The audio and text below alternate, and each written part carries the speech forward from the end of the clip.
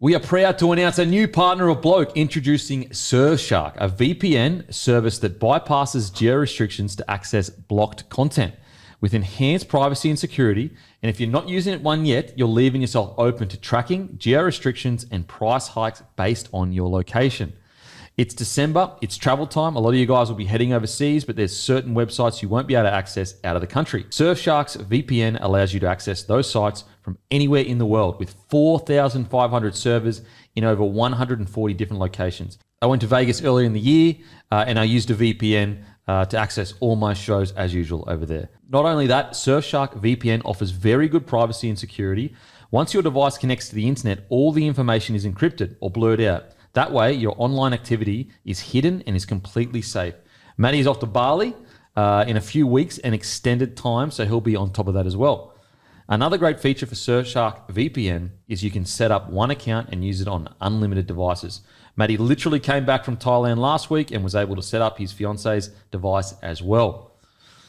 Surfshark VPN have more products worth checking out, including Surfshark Antivirus, a security tool that protects against malware, viruses, and other threats with features like real-time scanning, webcam protection, and ransomware protection.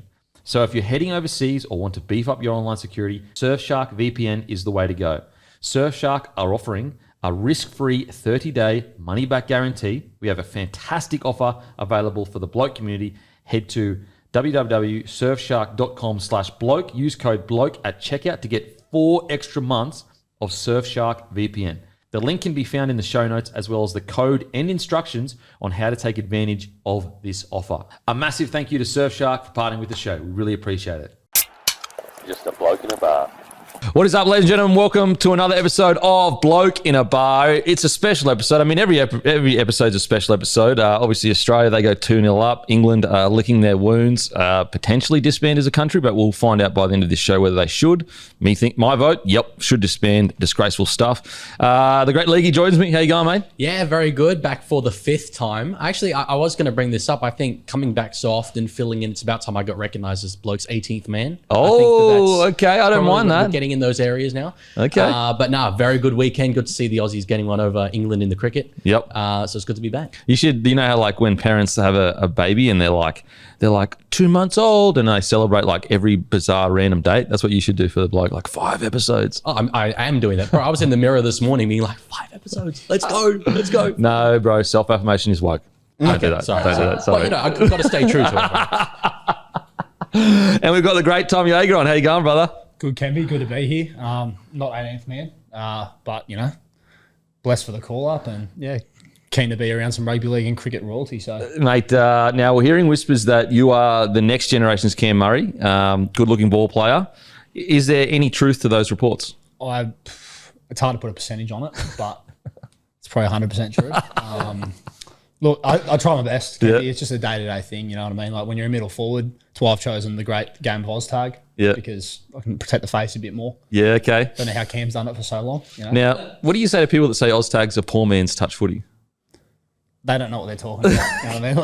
That's ridiculous. We're on the world stage now. That's why I messaged me the other day that they won their comp in London. The All-Star comp in London. Didn't even know we were in London. But that's ridiculous. I think we're only going to get bigger. Yeah. You know what I mean? We're sort of like the R360 of the non-contact football codes, if you will. So You're backed by Saudi Arabia. Is that? I can't comment on that. Especially if you're woke, that's for sure. But I'll stay quiet. Now, mate, I want to get some pet hate about Oztag, some filthy, some dirty tactics. Are you into that kind of stuff where they'll block their tag, they'll put their hand down like that? Are you into those kind of tactics, mate? Yeah, a little bit. You got to know the game, Kempy, as you're aware of. The one that I sort of hang my hat on is the 0 tackle kick. So for those that don't know, you can kick 0, 4th or 5th in Oztag. Oh, okay. So if there's a bit of fatigue in the game, there's not someone back there off a 20-metre restart or something. Got a couple of quick boys in the team. I don't chase the kicks, obviously. Yeah, obviously, you put them in. Too much on my plate, but I just give them the nod. I kick. They're fast enough. Oh, the nod. They know the nod. They know the nod. Not even a word. Just a fucking Darren Lockyer to Kempy on the wing, just a nod. Yeah, it's different at the rep level, obviously. You don't have those like combos yet, but just in the park stuff, the civilian stuff. Yeah, okay. The civilian stuff. We're at look level. So. Now, are we talking Are we talking Div 1 stuff here, or what Div we talking Well, I mean, this is getting really dribbly, but I've always been Div 3 and 4. That's what I've been known for. You know, I've done my best work there. We're in Div 2 this year though, which not Holy really know. shit. Yeah, we're just sort of like, I think it's like the Oztag Div 1. There is a Div 1, but like, Who cares, really? yeah, Try hard. It's just there to virtue signal. That's why Leaguie follows it. League's playing Div 1. But, no, I think it's all like the actual rep players and that. So Div 2 is sort of like the cream of the crop. Of the rest of us. Well, I mean, Div 1 is really just for nepotism. Like people that know people get you in that Div 1, whereas Div 1 is that. Div 2 is the battlers that actually can play a bit of footy. For us battlers, mate. And you know, it's funny, he's not here today, but he's normally here. Guru was one of the great Oztag players. Oh, was he? Really? Yeah, he wouldn't toot his own horn there. Okay. Like he was, mate, all my ball playing prowess. I've done the tapes on the 2020 Guru season, you know, so shout out to you. Shout out. And so what's you said you're in Div 2, Div 3. Now, I'm sure this isn't the case, but like usually when you go up a division, you're just there to get fucking smacked every single week. I'm sure that's not the case for you guys though. No, well, we've got two teams actually. So we got the warm-up team. So our two teams are called 50 Shades of Shape. Which is that's the main side. Yeah, makes sense. And then our Clydesdales, if you will. Yeah. They're 50 age shades of ape shades. So it's just Pig Latin, same name. And the guy who runs the comp, he rang me when I registered the teams, and he was like, "Hey, Tom, just making sure this is like a glitch or something." But no, mate, it's Pig Latin. He doesn't get it. No, read the room. But our Clydesdales, we get flogged every week. Like we've won one game, but the main side, like we're going all right. So yeah. When you say all right, what do you mean by that? I think we're like 4 and 2 or something like that. Oh, okay. Took a tough loss last week. We won't get into that. Now, I'm hearing whispers that you're 4 and 2, but your jaw is soft, and the 2 losses are actually against top tier sides. Is that true? Yeah, it was. It was. They came out and mic'd me up, and it was the first game we lost. It was. I think bright lights got to me a bit. But okay. You struggle under the pressure, you reckon? Yeah, probably Monday night. You know, like. Night game, bit wet. I mean, obviously it wasn't my fault. You know, if you feel the boys weren't pulling their weight. First grand final kind of stuff. You know, Broncos 23-3 weren't ready for it. I mean, they were ready for it, but that last 20 minutes, experience gone across the line. Yeah. Was it similar to yourself? I think so, and I think I'm glad you brought that up. It is crazy how similar Walshy and I are. Like, not just in terms of ability, but especially the looks. You know? I mean, you said it. Yeah, no, I think, look, we're building nicely, and I always sort of, people think I'm joking, but I'm not. But round 7, round 8, you start to sort of peak. You know? Oh, okay. So you had a tough preseason, made you start well. It's similar to Broncos, obviously Walshy stuff. Yeah. And then, you know, a bit of fatigue mid-year, but that's to be expected in the system that you've got. Yeah. And the push will be late on with a finals push. That's the plan. That's the plan. Just peak at the right time and get the chockies. Now, is there a concern that that's what a lot of people say after they have a couple of tough losses, that this is all part of the plan to lose?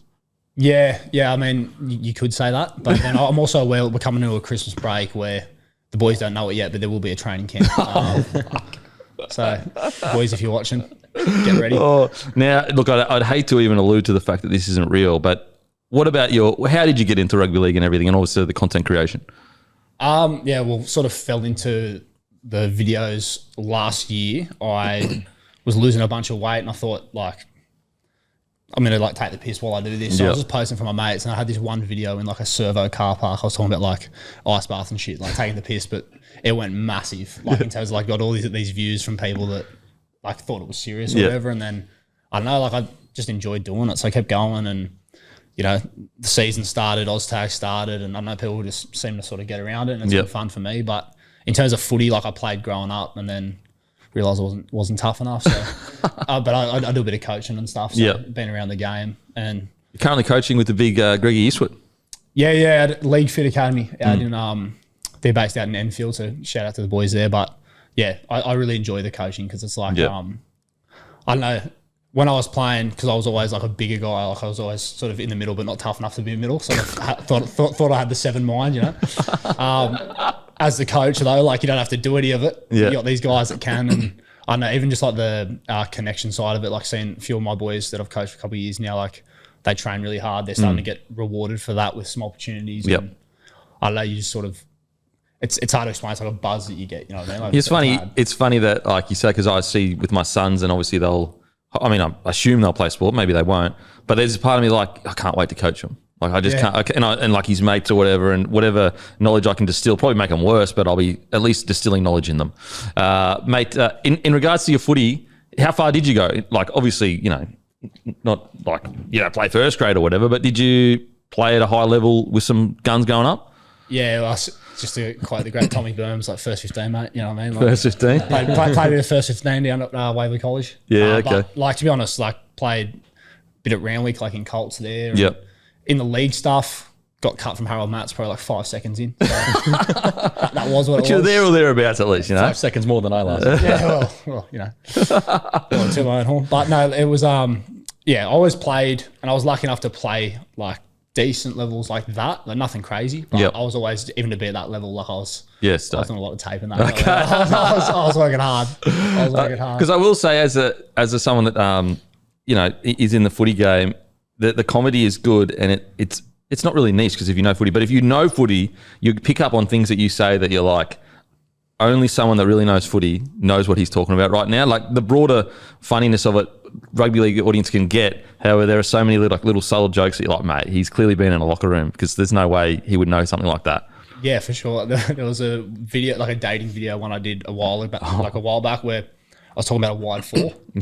Anyway, what I said was, this is like super shapy, but I was like, I'd hit the back rower and then I'd play the keep go. And someone, the only person that picked up on it, commented, they're like, how are you going to play the keep go if the back rower has carried the ball to play before? Who's going to sort of run the line for you? Because about bringing the centre back under. Someone runs over. I thought, oh, shit. Like, Got me. Got to do more tape. But, no, you're pulling the front row with you, mate. Well, that's actually what I said to him after I had a quick think, and I was like, "Oh shit, he's right." But then that's always something for next year. No, you bring in Payne Haas to the short side like they do at the Broncos, and they run him at a 7 to get a quick play of the ball. Mate, can you imagine? Can you imagine being that 7? Fuck, I would get out of the way so quickly, bro. We had Nelson Asafa-Solomona on the podcast the other day, bro. He is so fucking big. He actually told us a story. Spoiler alert. About how I think his debut, he was marked up against. He's walking in with Willie Mason. And Willie Mason even was like, holy shit, look how big you are. I was like, bruh, if Willie Mason is saying that, he's fucking massive. He's fucking massive, bro. Massive. Proudly brought to you by Sportsbet, guys. Hammy isn't here, unfortunately. The big fella is Crook. But Matty's got some stuff that Hammy wanted to talk about. I got no mic. Okay, sorry, I'll read it here in the text. For some reason, just like screenshots of Steve Smith have been being sent by Hammy all morning, which is... okay, now he's actually put us on Do Not Disturb now, so he's really struggling, the big fella. Really struggling right now. Oh, fuck. No, I notice the Tigers chat's about to start. I reckon that's probably what it is. Mate, he was keen to talk about the Tigers. I said, don't worry, mate. We'll carry the torch. We'll carry the torch. Okay, he asked... so a few of the grubs got up on a great multi. So Flanners had Stark 5+ first innings wickets, Marnus 50+ first innings, and Aussies to win, paid 21. 1,500 punters got on it. Give us a follow on the feed. Shout out Hammy. Hope he's all good. Leaguie, not Leaguie, sorry. Rugby League Guru and Timmy, they had a golf day today. So we could have pushed it back to early in the morning. I said, don't worry, boys. Enjoy yourself. We'll get some of the young fellas on, like to say. How old are you, by the way? 23. 23. Holy shit. Jesus. And I'm the one looking like a fucking Derek with this cricket hat on. Better you than me. Okay, so thank you as always to Sportsbet for partnering with the podcast. We appreciate it. Got some big plans next year. Bloke in a Bar this week is brought to you by Squarespace. As always, a massive thank you to Squarespace for supporting the platform. Squarespace is an all-in-one platform that helps you build and manage a professional website. Absolutely incredible. We use it at the start of Bloke in a Bar, which is called The Locker Room back then, called The Locker Room Network, actually, the website was. That was so easy to use. And if we could use it back then, guys, you could use it now. But they also have a brand new feature, a new fast and flexible way to collect payments on Squarespace. It's called Paylinks, and it will seriously simplify how you get paid. Just one custom on-brand link and you can start transacting directly with your customers. With Paylinks, you can request a fixed amount or let your customer enter exactly what they want to pay. Then you can share the link wherever your shoppers are, email, text, social, even a QR code. It's that easy. Try it today and make every transaction way more seamless. So guys, they've got all the features I've already detailed over the last few months. And also, they've got a brand new flexible way to take care of payments. It is the best in the business, guys. Make sure if you need a professional website for your small business, whether you're a tradie, whether you're a corporate entrepreneur, whatever you are, you need a website that's easy to use, intuitive, a brand new, fast and flexible way to handle payments. Squarespace is the place to do it. Massive thank you to Squarespace. And also head to squarespace.com/bloke for a free trial. And when you're ready to launch, use offer code BLOKE to save 10% off your first purchase of a website or domain. Once again, full circle moment. I used to use Squarespace all those times ago when we built up a website. A massive thank you to Squarespace for supporting the platform. Alrighty, it is time. We'll just get straight into it. Like, I know a lot of people are probably sitting there going, I want to just get balls deep in this absolute debacle that is the West Tigers situation. And it's proudly brought to you by Grumpy Coffee. Go to grumpycoffee.com.au. This is making us grumpy, super grumpy. I need a grumpy coffee right now. I wish that was full because I need my frown turned right upside down. Go to grumpycoffee.com.au. Make sure to grab your coffee. The West Tigers situation. Listen, we spoke about this in depth on Wednesday and Friday, but the boys weren't here, and also the Monday show is our biggest by a lot, actually. So we'll speak about it again. Look, Hammy isn't here. He really wanted to be here, but I'll just throw to you boys first because some of the audience would have heard my yarn last week. Leaguie, what are your thoughts about this whole situation? Are you fully across it? Do you know all the different mechanisms? Yeah. I've done my own research into it. Okay. Look, it's so almost difficult to know where to start because there is so much here. I'll start by saying it's times like this where I'm really glad to have been born into a Roosters family rather than a Tigers family. But it's rare where you see the entire rugby league world so united around a cause. And I really think that pretty much unanimously everyone realizes how screwed up this is. It has been so poorly handled with it all being publicly played out and all the biased messaging you're getting from pretty much every party involved. But I struggle to see how they think it could have played out any differently, really. Like coming out and talking about, bringing back the Magpies and bringing back control of the club as soon as they turn a profit and start looking good. A week ago, they had like a united playing group, a young, like promising group. The leadership structure from an outside looking in looked fine. You got Richardson there, who was a respected CEO. Buller about to resign. Yep. For that to have crumbled over the course of a week, I mean, it's astonishing. Like, and as you say with Buller, why on earth would he stay now? When you look at, like, we all finally thought, or at least I certainly did, the Tigers were coming out of that era of being the basket case club of the NRL. For it to be happening like this, it's just so disappointing. What do you reckon, mate? Well, to be honest, like, I do feel for people like Hammy who are actually Tigers fans because I feel like that person that's just they've had their heart broken so many times. That's me, right? Like, I remember seeing like the whole Justin Pascoe era, they sack Madge, they go through 400,000 coaches, and you think, and there was always something where it was like, there's hope. And they get to a point at the start of the year, things are looking up, and then Galvin Gate, and then I thought, okay, but there's other things at play here, like you gotta give them some grace. And then pretty much what Leaguie was just saying, like you get to a point where there's so much hope here. It's almost like they've gone out of their way to just find a way to just get back to Shitsville. Like, with any merger club, when there starts to be chat again of like the different factions, you're just like, fuck, here we go again. Right? Yeah. The fact there's even chat about it these days is crazy. Like when you actually think about it, they started around the same time as the Melbourne Storm. Yeah. I know. Look at the difference. It's been an entire generation that have grown up with the West Tigers. The fact they haven't got over that split identity. And like, I sort of get it demographically because Balmain and Campbelltown are two very different places culturally and everything. But still, you have had enough time to unify those areas and find a shared culture. I'm with you. Like, and I know you're not saying this. Like, if you want to have an argument about was the merger a smart idea from demographics, that argument fucking ship sailed 20 years ago, bro. Get over it. Nothing's ever changing. Come together. Like, it's such an example of people's egos being put before the business. And like, we speak about this all the time with content, me and Maddie. Like, the audience always comes first. Always comes first. They're the ones that change your life. They're the ones that put you in the position that you're in.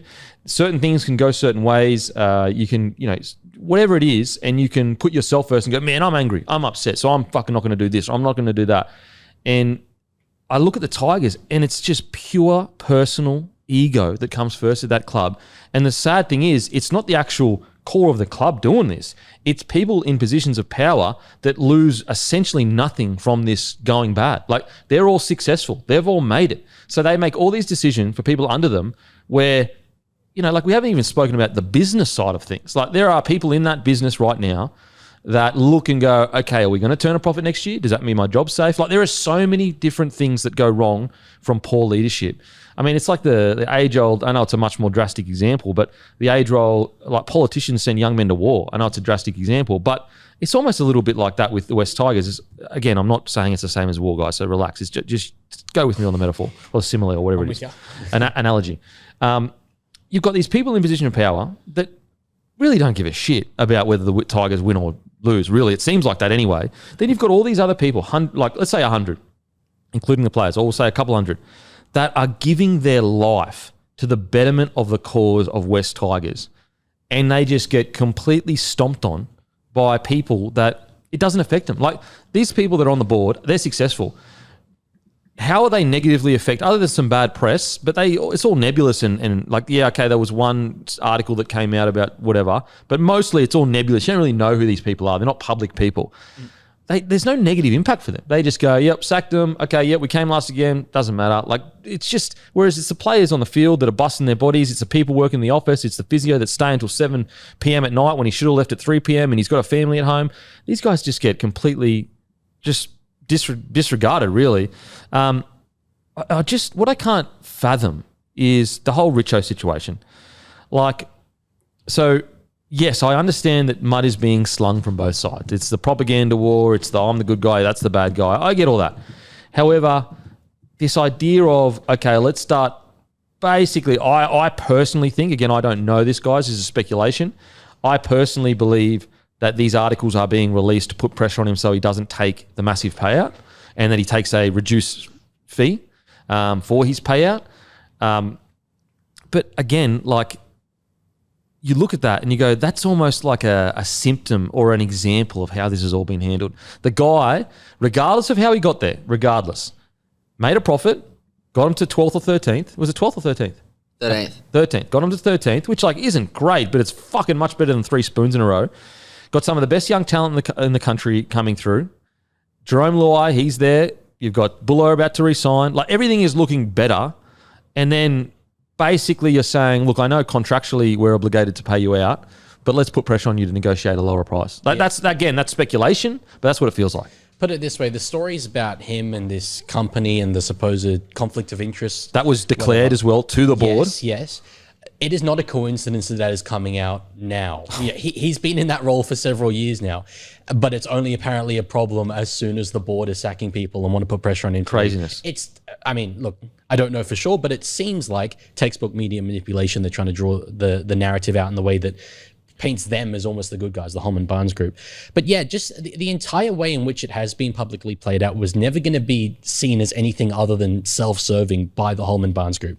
The fans can see through that. And it is pretty obvious that the Holman Barnes group don't really care about the opinions of those fans, because otherwise they would have handled it differently. When you look at something like even chat of going back to being the Magpies, like there's been an entire generation who've grown up with the Tigers. I've got a little brother, right? He has no interest in rugby league whatsoever. But when he was 8 years old, he said to my dad, who's a mad Roosters fan, Daddy, I want you to buy me a Tigers jersey and I'm going to go for the Tigers. Purely because Tigers are really cool. Yeah. They are cooler than Magpies. To go away from that, I know West brings everything off field, but Balmain bring the branding. That is such a valuable asset for that club. And to be thinking of going back, for spirituality reasons? Like, I know the Magpies have a history, but really it just shows how out of touch they are.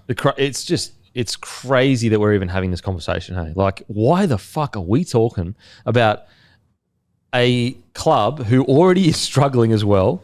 Like, the thing is, think about it like this, like, if you were so good, surely you can make it work with this other. Like, what makes us believe that these people that cannot work with someone else, like they literally generation after, like the last 2 decades of different board members and everything, their inability to work with anyone else, what makes them think that if they went out on their own, they'd be any better? I think even just from the fans' perspective, though, like you said before, like, they came 13th, but like optically, Buller's there, Freak, Young, Romy's there, and also like he comes from, like Western Sydney, like a lot of the stuff that you're talking about that's culturally different. Like, there's a lot of players in there that would still get that ethos, even though it's not necessarily that area. But then, you know, it's on the up. It's looking good. Like Romy's said a couple of things over the last 12 months that suggest that he intends to be around sort of longer term, and he buys in with Benji or whatever. And then you're reading this shit, and then if I was a fan, I imagine like, you know, reading all the business side of it, and then at the bottom it's like, and Jareen Buller's contract extensions now are up in the air. It's like, fucking hell, like, Yeah. you know what I mean? Like, the fans actually, like, a lot of them wouldn't actually give a shit about that stuff until you read that thing. Yeah. The business stuff is almost like, I'm a footy fan. I'm not here to talk about business. I'm here to talk about my fucking team. But it's affecting the team. It's like, how the fuck, like, how are these people having that pool where Jareen Buller, like, he looked like he was having a great time this year at different points. Like that try he scored it up. And then it's like, oh, but this is obviously bad enough internally that he's, you know, he's not a done deal. Put it that way. Like, fuck, it's just so frustrating. Well, and they seem to have built a genuinely united playing group, which they haven't had in so long. But the downside of that, although it is something that you want, is that when things do start to break up, it breaks up badly. You've got ties in that group. Say Richardson, for example. Benji is very much tied to Richardson. There's a big school of thought that whoever comes in next, and we'll talk about that later, won't give Benji as, you know, long a leash as Richardson did. If Benji ends up departing, Luai is tied to Benji.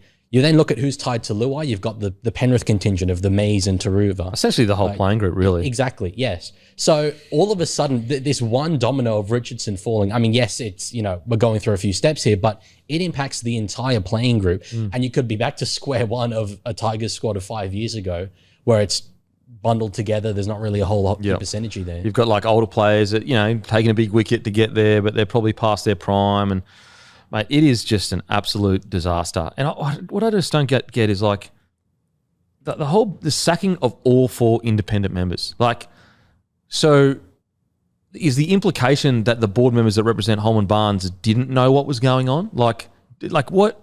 But then you hear reports of like, no, that entire board was aware of what was going on. So it's like, okay, so why didn't you sack your own board members that represent you and bring in someone else? Like, at least maybe they have, I don't know. But it just seems so you're basically saying that like there's this side of the club that is keeping all these important decisions from you, and they're just doing it all sneakily. Like there's been no inquiries from anyone. There's been no, to my understanding, no official warnings to anyone. At least, you know, maybe they can't say that because of employment laws. I'm not sure, but it seems like it's just almost. It seems like it's just like, okay, yeah, now we're going to sack everyone, rather than if you don't do this, if you keep doing this, here's your first warning because you did it and you didn't tell us. Here's your second warning because you did it again, you didn't tell us. And like that's the process that they should be going through if they aren't happy with an employee, like giving them opportunities to. It's just the whole thing is strange. And now like Richo, like the thing I don't get about the Richo situation, let's say I grant everything that is true about, okay, he paid a conflicting party too much money on an invoice. Surely it's not crazy. Like it was $100,000 invoice and he paid $1 million. Like I just don't like. You don't be a good operator doing shit like that. You just don't, like, because you know that's illegal. That's not even in the areas of like, ooh, naughty little boy. Yeah, okay, you're cheeky there, and you might be able to stand on a couple of legs and say it's market value. That's like genuine, can go to the courts and sort it all out. But like, let's say we grant this allegation that he paid. It was $100,000 invoice, but he paid it $150,000. Mate, who gives a shit if the tax is that you lost a little $50,000 here or there to make sure that you've got a not united club? Like, pay that tax, and then, but also you pay that tax the first year, but then you sit Retro down, mate, here's your official warning. You do that again, and this is going to happen, and this is going to happen. Then when you do come out and, you know, make your announcement, you don't have to necessarily go into detail, but you could allude to, guys, due to employment laws, there's certain things we can't speak about. But what I can assure you is the right process was taken, and in due time, we will reveal the process that we took in regards to Richo. Yeah. They don't say that. You know why? Because it never happened, in my opinion. Sorry, yeah. That's the thing. The fact they haven't come out and given a clear explanation and said why they can't say all the things they're not saying is what's allowing us to speculate. In fact, forcing us to speculate. So in terms of the way that narrative is then controlled within the rugby league media, they're surely intentionally almost letting it spread like wildfire because they're not providing that clarity. Yeah, but I think also if you do handle it more in that ballpark that you were talking about, Kempy, like you're still on the way to the finals. So even if there's a bit of negative press or there's a bit of uncertainty or, you know, just a little bit of bullshit, like from a fan's perspective, you're like, fuck, okay, but No one major's been thrown out here or whatever. Like we're on track still. I see what you mean. The number one priority is like at the end of the day, the only thing that matters, are we improving as a team? As long as everything else is legal, who fucking gives a shit? Yeah, whereas now it's all very like, it sounds confusing. It sounds gossipy. People are leaving, getting sacked. Buller, is he staying or not? Blah, blah, blah. And it's like, fuck, well, now what? And then the old people in the club are talking about Magpies chat again. It's like, oh my God. Like, Right, it's never happening. It's like pre-Madge era. Oh, mate. And I'll tell you, I said this on the other week. They'll get kicked out of the comp before they come back in as a Magpies.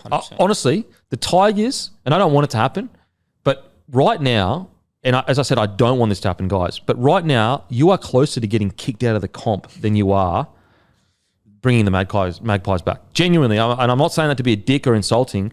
I'm just saying we have too many clubs in Sydney anyway. Why the hell would we just kick a team out of the comp and then go, oh, yeah, like, yeah, Vlandis he's a doormat, Vlandis. Like, he goes, yeah, you can manipulate your way back in. No worries. No way. He's already come out and quoted and said, this will never happen. And it won't ever happen because I reckon there is. You know, although, you know, I understand biases and, you know, grew up with it, but I reckon there are some Magpies fans that are going, fuck, just can we move past this? Like, they'd almost feel guilty if they came back into the club by getting rid of the like. Anyway, so I just, mate, I think it's outrageous. It is outrageous. And look, I understand the Holman Barnes group. They're an incredibly successful group. I think it's like 80 million revenue in general, 50 million from the leagues clubs. I think it's about 25 million revenue, which is incredible, like absolutely incredible. But the problem is, if they keep playing with fire, they aren't. Yes, they are in the NRL right now, but they don't own their position in the NRL. Like, Vlandis can say to them, if you don't change this, this, and this, you will have your license revoked. Now, grant, I don't want that to happen, but that's a possibility. Like, they're running their club like they have no one to answer to. They have someone to answer to. Well, put it this way. I mean, look, this is thinking a few steps ahead, but if they didn't have the massive junior base of Campbelltown, which if you remove a team, you know, you risk maybe disenfranchising those people, they'd be, I think, a lot closer even to being, you know, there'd been genuine conversations of their removal. They have been a basket case for so long. And as you say, we have a lot of teams in Sydney. Yes, there's the history, but like, for example, my father always talks about the current teams in the NRL, and he says, okay, well, they're all, even the Sydney teams, they're protected because of this history and their heritage. Newtown didn't get that treatment. North Sydney didn't get that treatment. Why should the Tigers be held to a higher level than those other teams? And also, you reckon an Ipswich side in the west of Brizzy or west of Brizzy would be run this poorly? Like, look at the Dolphins, how good they've been since coming in. Like, it's just, again, I don't even like talking about this, but it's just to really focus and hone in on the absurdity of how this club has been run. Like, it really puts into the weight of how self-centered these decisions are. Like, in what planet can you not negotiate with these people that apparently are doing all this stuff behind your back with these financial announcements? Funny they said announcements, but they didn't say decisions, which is interesting in their statement. Like, in what point can't you get a deal done between everyone and go, all right, guys, okay, bring her in. You didn't hit, like, okay, we made a profit, great. Yep, we came 13th, also great. Yep, we're about to re-sign Buller, Luai, everything's looking great. But the way things have been handled, because like this isn't a 2 or 3 year thing. It was fucking 9 months, bro. It's 9 months. You couldn't say, all right, let's give it fucking 24 months. Yeah. And also, you're not losing money. It's a profit. You're telling me you couldn't all sat together and gone, guys, although we're really grateful that you did all this stuff, the way it's been handled has been extremely poor. We're going to give you another 12 months. Here's the way things need to work. If you don't do it, like, again, it's just like so fucking obvious, man. Like, it's like I'm saying shit that everyone's just, yeah, of course you say that, Denon, because everyone's fucking thinking that shit. It makes me angry. It makes me angry that the fans get treated like this. As well, like, it is so obvious. Like, how much pull do these people have? Because, like, even, and I know, like, their board has changed in the meantime or whatever, but for a 10-year period there, they sacked all those coaches. Two of them, and I know they didn't sack Ivan necessarily, like, he left, but, like, two of those coaches in that period, they went on to win comps. Yeah. Like, it took so long for even that old board. Like, I mean, who's there at the top that they're actually just getting away with this constant just subpar? It's just the ownership. Decision making. Like, it would probably be the board of the actual Holman Barnes that own majority as like a side business or whatever, not a side business, but yeah. What are we doing here? Like, it's crazy. And because they have a bigger business than something else, it's not like that would be their main focus, probably the bigger business. Therefore, he's in a position of power. It's just so disappointing for the fans. As I said, like, you know, 2 years ago, you can meme about it, you can laugh about it and be like, fuck, man, this is fucking terrible. It's honestly gotten to the point where essentially every rugby league fan has gone, this is not good enough. Like, because we all do, at the end of the day, we are rugby league fans. Very cliche, but we all, like, you want, sometimes, as long as it's not your rival, you enjoy seeing other fans enjoy winning and stuff like that. Like, fuck, that's cool. I wish it was for me. Whereas this, everyone's just like, what's happening? Now, the reports have come out that Mestrov is likely to replace Richo. Look, I don't know how good he was business side Manly. It looked pretty good. Looks like the club was going well business-wise. But with everything that happened on the field under his leadership in Manly, I'm genuinely shocked that you would bring a guy that at the very least on the field didn't go well for him. Now, off the field, he might be a very shrewd operator, really good business-wise. But, like, what has he got that Richo doesn't? I'm not sure. I'm quite surprised at this. Look, I want to be clear too. Like, in my short period in business, the tough thing about CEO's position is the talent pool for it is tiny. Like honestly, for the amount of companies that need proper CEOs that can be big dogs and run big organizations, the talent pool is pretty much no one. Like, because basically it's a very specialist position that takes years to get to, and then they kind of rotate between businesses because at the very least that they have what it takes to run a club, to a degree. The thing I just can't understand with Mestrov is like the one thing they need is a good on-field CEO that runs the field to get results on the field, because that's all that matters. Maybe he is that, but from what I've seen at Manly with how everything fell out, it doesn't seem like that's the case. Yeah, I got sort of two thoughts on this. The first is that I've got a video coming out soon on basically the last decade of mismanagement at Manly. It has been a gradual descent. And yes, he's only been in charge for 3 of those years, but still, that's a third of that period. I don't know what he has done to show that he is the man for the Tigers. As you say, the talent pool is small. Maybe they didn't have another choice, although I'd argue Richardson's probably another choice. And also, just to further your point, like, surely we go through some interviews first. Yes. Like, to be the man just parachuted in. If it was like we went through all these interviews and Mestrov, because his resume is really impressive. Like, if you actually look at Mestrov's resume, super impressive. If that was the case, then I go, okay, like, I don't know what he's like business-wise. He might be fucking a genius. But it's the case that he is being parachuted in seemingly with not even an interview required, just fucking bring it, or maybe just one for him. Even before Richardson's actually officially gone, Mestrov is going to be coming in also not knowing who his chairman is going to be. So they're not even necessarily doing the thought of, okay, what would be a good chairman and CEO combination? They're just throwing a CEO in there. It is baffling. It is maybe, though, not all that surprising from a Tigers perspective because they have a history here. The other thing I was going to mention is that the Tigers are obviously building an on-field future largely around the Fainu brothers. They walked from Manly only a couple of years ago under Mestrov's leadership. Great point. I wonder if they're going to be happy seeing him walk into the building. Wow. You do not need to piss them off. After, as I alluded to earlier, you might piss off Leaguie, which then pisses off the rest of the playing group. It's looking bleak. Wow. Again, I'll contrast that with 1 week ago, it all seemed fine. United playing group. Wow. I mean, even for a woke bloke, you're pretty switched on. Thank you, Denon. That means a lot. That was Thank you. that was very lawyer From the heart. Yeah, it's great, very lawyery.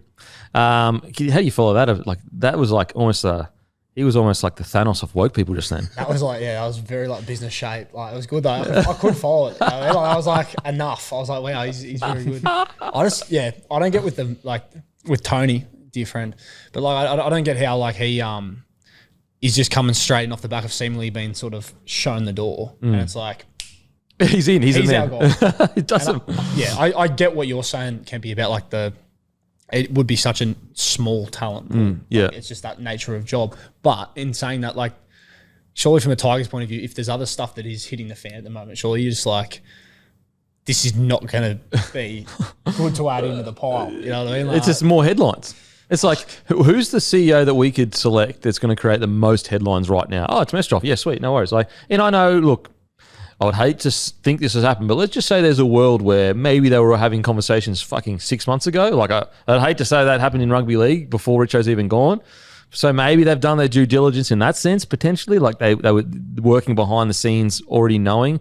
But again, if that's the case, that's still poor management because you're doing it behind the scene. Anyway, look, it's a basket case. It is. The fans deserve better. What's going on, guys? We are proud to announce a brand new partner, 4-Wheel Drive outdoor super center, and it's actually a business that started to make off-road and camping affordable for everyone. It's Australian-owned, family business as well, so get around it, Australian-owned. And how do they do this? They do it with wholesale prices. Their website will be in the show notes, but go to 4wdsuper.com.au. You'll see so many different products, including 12-volt camping setups, which are batteries and the gear associated with them, and fridge/freezers, which are the same product. They just do both depending on the temperature you set them to. There are so many more products, including lithium batteries, the vehicle drawers, swags, camping gear, plus more. Not only that, they have constant sales and bundle deals for many of their products. It's a complete disruption to the off-road and camping industry, bringing overpriced products down, and the winners here are you.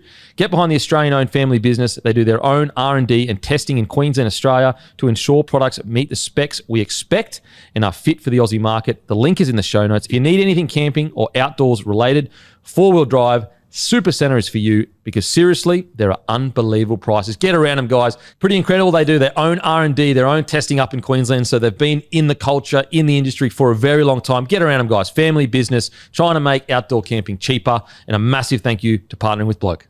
Well, I've seen a lot of Tigers fans sincerely say that this is pretty much the last straw for them. And It's just so sad, man. It's fucking bullshit. And I understand therell be a lot of fans reacting saying, that's weak, stick by a club. A lot of Tigers fans will say that's weak. I don't think anyone has the right, other than maybe Rabbitohs fans, that because they came in the comp 2001, I think. You came into the so that was your first year, 2002. So you're basically the same age as the Tigers, the Rabbitohs. Yeah, at least we've. Well, I was about to say at least we've won a comp. It's 1-1. Fuck. So I mean, look at the success the Rabbitohs have had. They've only been in the comp since 2002. Yeah, man, I don't have much sympathy for the Rabbitohs.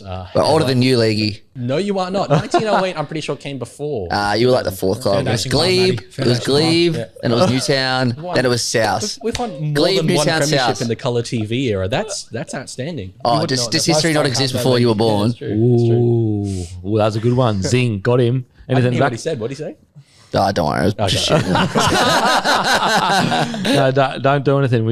It's woke. Yeah, Might true. report you to HR. Tread lightly. I reckon the one thing though with the Tigers fans that I will say is like, there's enough talent in the building at the moment that I'm like, I know like a club to be successful long term, you need it to be all going well, Yep. but it is a pretty talented side. You know what I mean? Like, in terms of it, they are still there. Like Yep. there's been times in the past where the board's been a shit show and whatever, and also it's like we don't really have anyone. Well, I mean, you look at like when Madge was a coach and he got 9th, and you look at that roster and you're like, oh, okay, he was still pretty well at the time. He deserves a gold medal for that. Like in hindsight, like if people want to actually go back and look at the roster and what he achieved, Yeah. it was Mate, Madge is the big... Herbie Farnworth saying that he was a really good centre but not a top-tier centre. Worst take ever. And also me with the Madge and Tiger situation. I felt like his methods were a bit too old school for the new generation. Worst take ever. 2 of the worst takes ever I've had in my life. I've had some pretty terrible ones myself. I predicted Manly top 4 for 2025. Yeah, and you know So that was awful. Jesus. Wow, that is awful. And you know what? I respect the hell out of Madge. Like more than anything, not more than a premiership, obviously. When I met him for the first time, he pulled me up on it. Oh, And I love that shit. I love that shit. Like that's mad. It's mad. aggressive. Absolutely. It's the way a man's supposed to handle himself. He said, "Mate, you didn't used to rate me, did ya?" I said, "Mate, I just thought your training message was a bit too old school, but clearly that's changed." But no, look, on that note, like there was a period there, a sustained period, where every single signing the Tigers made went badly. You look at the signings they made coming into this season, I'd argue maybe Jack Bird was the only one that didn't have a huge impact, but Luai did, Taruva did, Mays did, but both of them. And not just having an impact, but these were like really premier players who are pushing the club in the right direction, showing a genuine level of hope for Tigers fans. I mean, they had lacked for so long. It's just so soul crushing. And I'm not even a Tigers fan. To further your point as well, is like with the Taylor May situation, he just signed a freaking 2-year deal, 600-700K or whatever. If you're Terrell May or Taylor, it's like, we're superstars. Like, we're also a package deal. Why would you... Now, granted, I'm always a big believer in, sticking out your contract, especially if you're getting paid well and especially if the club wants to keep you. It's very different if it's like a mutual thing where it's like, listen, it's not working. Let's find a way to make this work, part ways. There's no issue with that. That happens all the time in contracts or whatever. But if the club wants to keep you, whatever. However, if you're a Tigers player right now and all of a sudden you're like, listen, I want out of this joint. I'm fucking sick of this shit. I'm sick of being treated like this. Like, clearly, the leadership and administration, or not I hate to say administration because it's actually not. It's like the top tier. They just don't care about the fact that I'm literally risking my body every single week for this club. Could do it for someone else. Could maybe get paid more. Like, for example, Terrell May, when he signed from the Roosters, how much more you reckon he's worth now on the open market? Probably $1 million? Yeah, easily. I think the contracts he's getting now would be literally double than what the Roosters would have offered him back then. So you would have, like, again, obviously you want to keep players keeping contract, but if he was like, listen, not only am I getting paid unders, and we've heard no rumblings from him, no rumblings from May about the fact that he just had essentially a Dally in front row a year, in my opinion, and there's no rumblings about I should be paid more. Like, surely you'd be like, okay, so I'm getting paid unders and I've got to stay at a club that doesn't give a shit about anything that's going on. Like, I don't. It's a disaster. It's a rare spot to be into in any business where like the players have no control over this None. shit. Like for all we know, like they're in there at the moment training really hard. The chat's up there, like they're building something special, and then you open the phone like anyone else the next day, and it's like fucking hell, like crazy. It's back in my day, early 2000s Broncos. I like to say early 2000s Broncos because it makes me feel better about myself. You didn't even barely know who worked in the office. Like, obviously you did have respect and you'd see them, you say hi, but the administration, their job, and they would tell us this all the time, our job is for you to never hear from us ever. Like, ever. Like, you would sometimes see the CEO and, you know, but their job was to make, we used to have a sign above where we went out to train. Basically said, we provide you everything, you just have to bring a good attitude. And like, that was the Broncos mantra. You like that one, didn't you, Tommy? Yeah, you like that shit. frothing it. Just quickly, I was going to ask you, when you were playing, and you can see yourself a bit of a ball player, so you could kick as well. Did you ever say, when you're about to kick, a Jaeger bomb's going up? No, and it's one of the greatest regrets of my life. now that's an absolute layout. No, that time I accidentally kicked a 40-20, which is well documented. Hate bringing that up, but thank you. No, I didn't say anything. I just sort of laughed because I was like, no way. Yeah, that just happened. So you went like Jaeger bomb out and just fucking pinged it? I butchered it.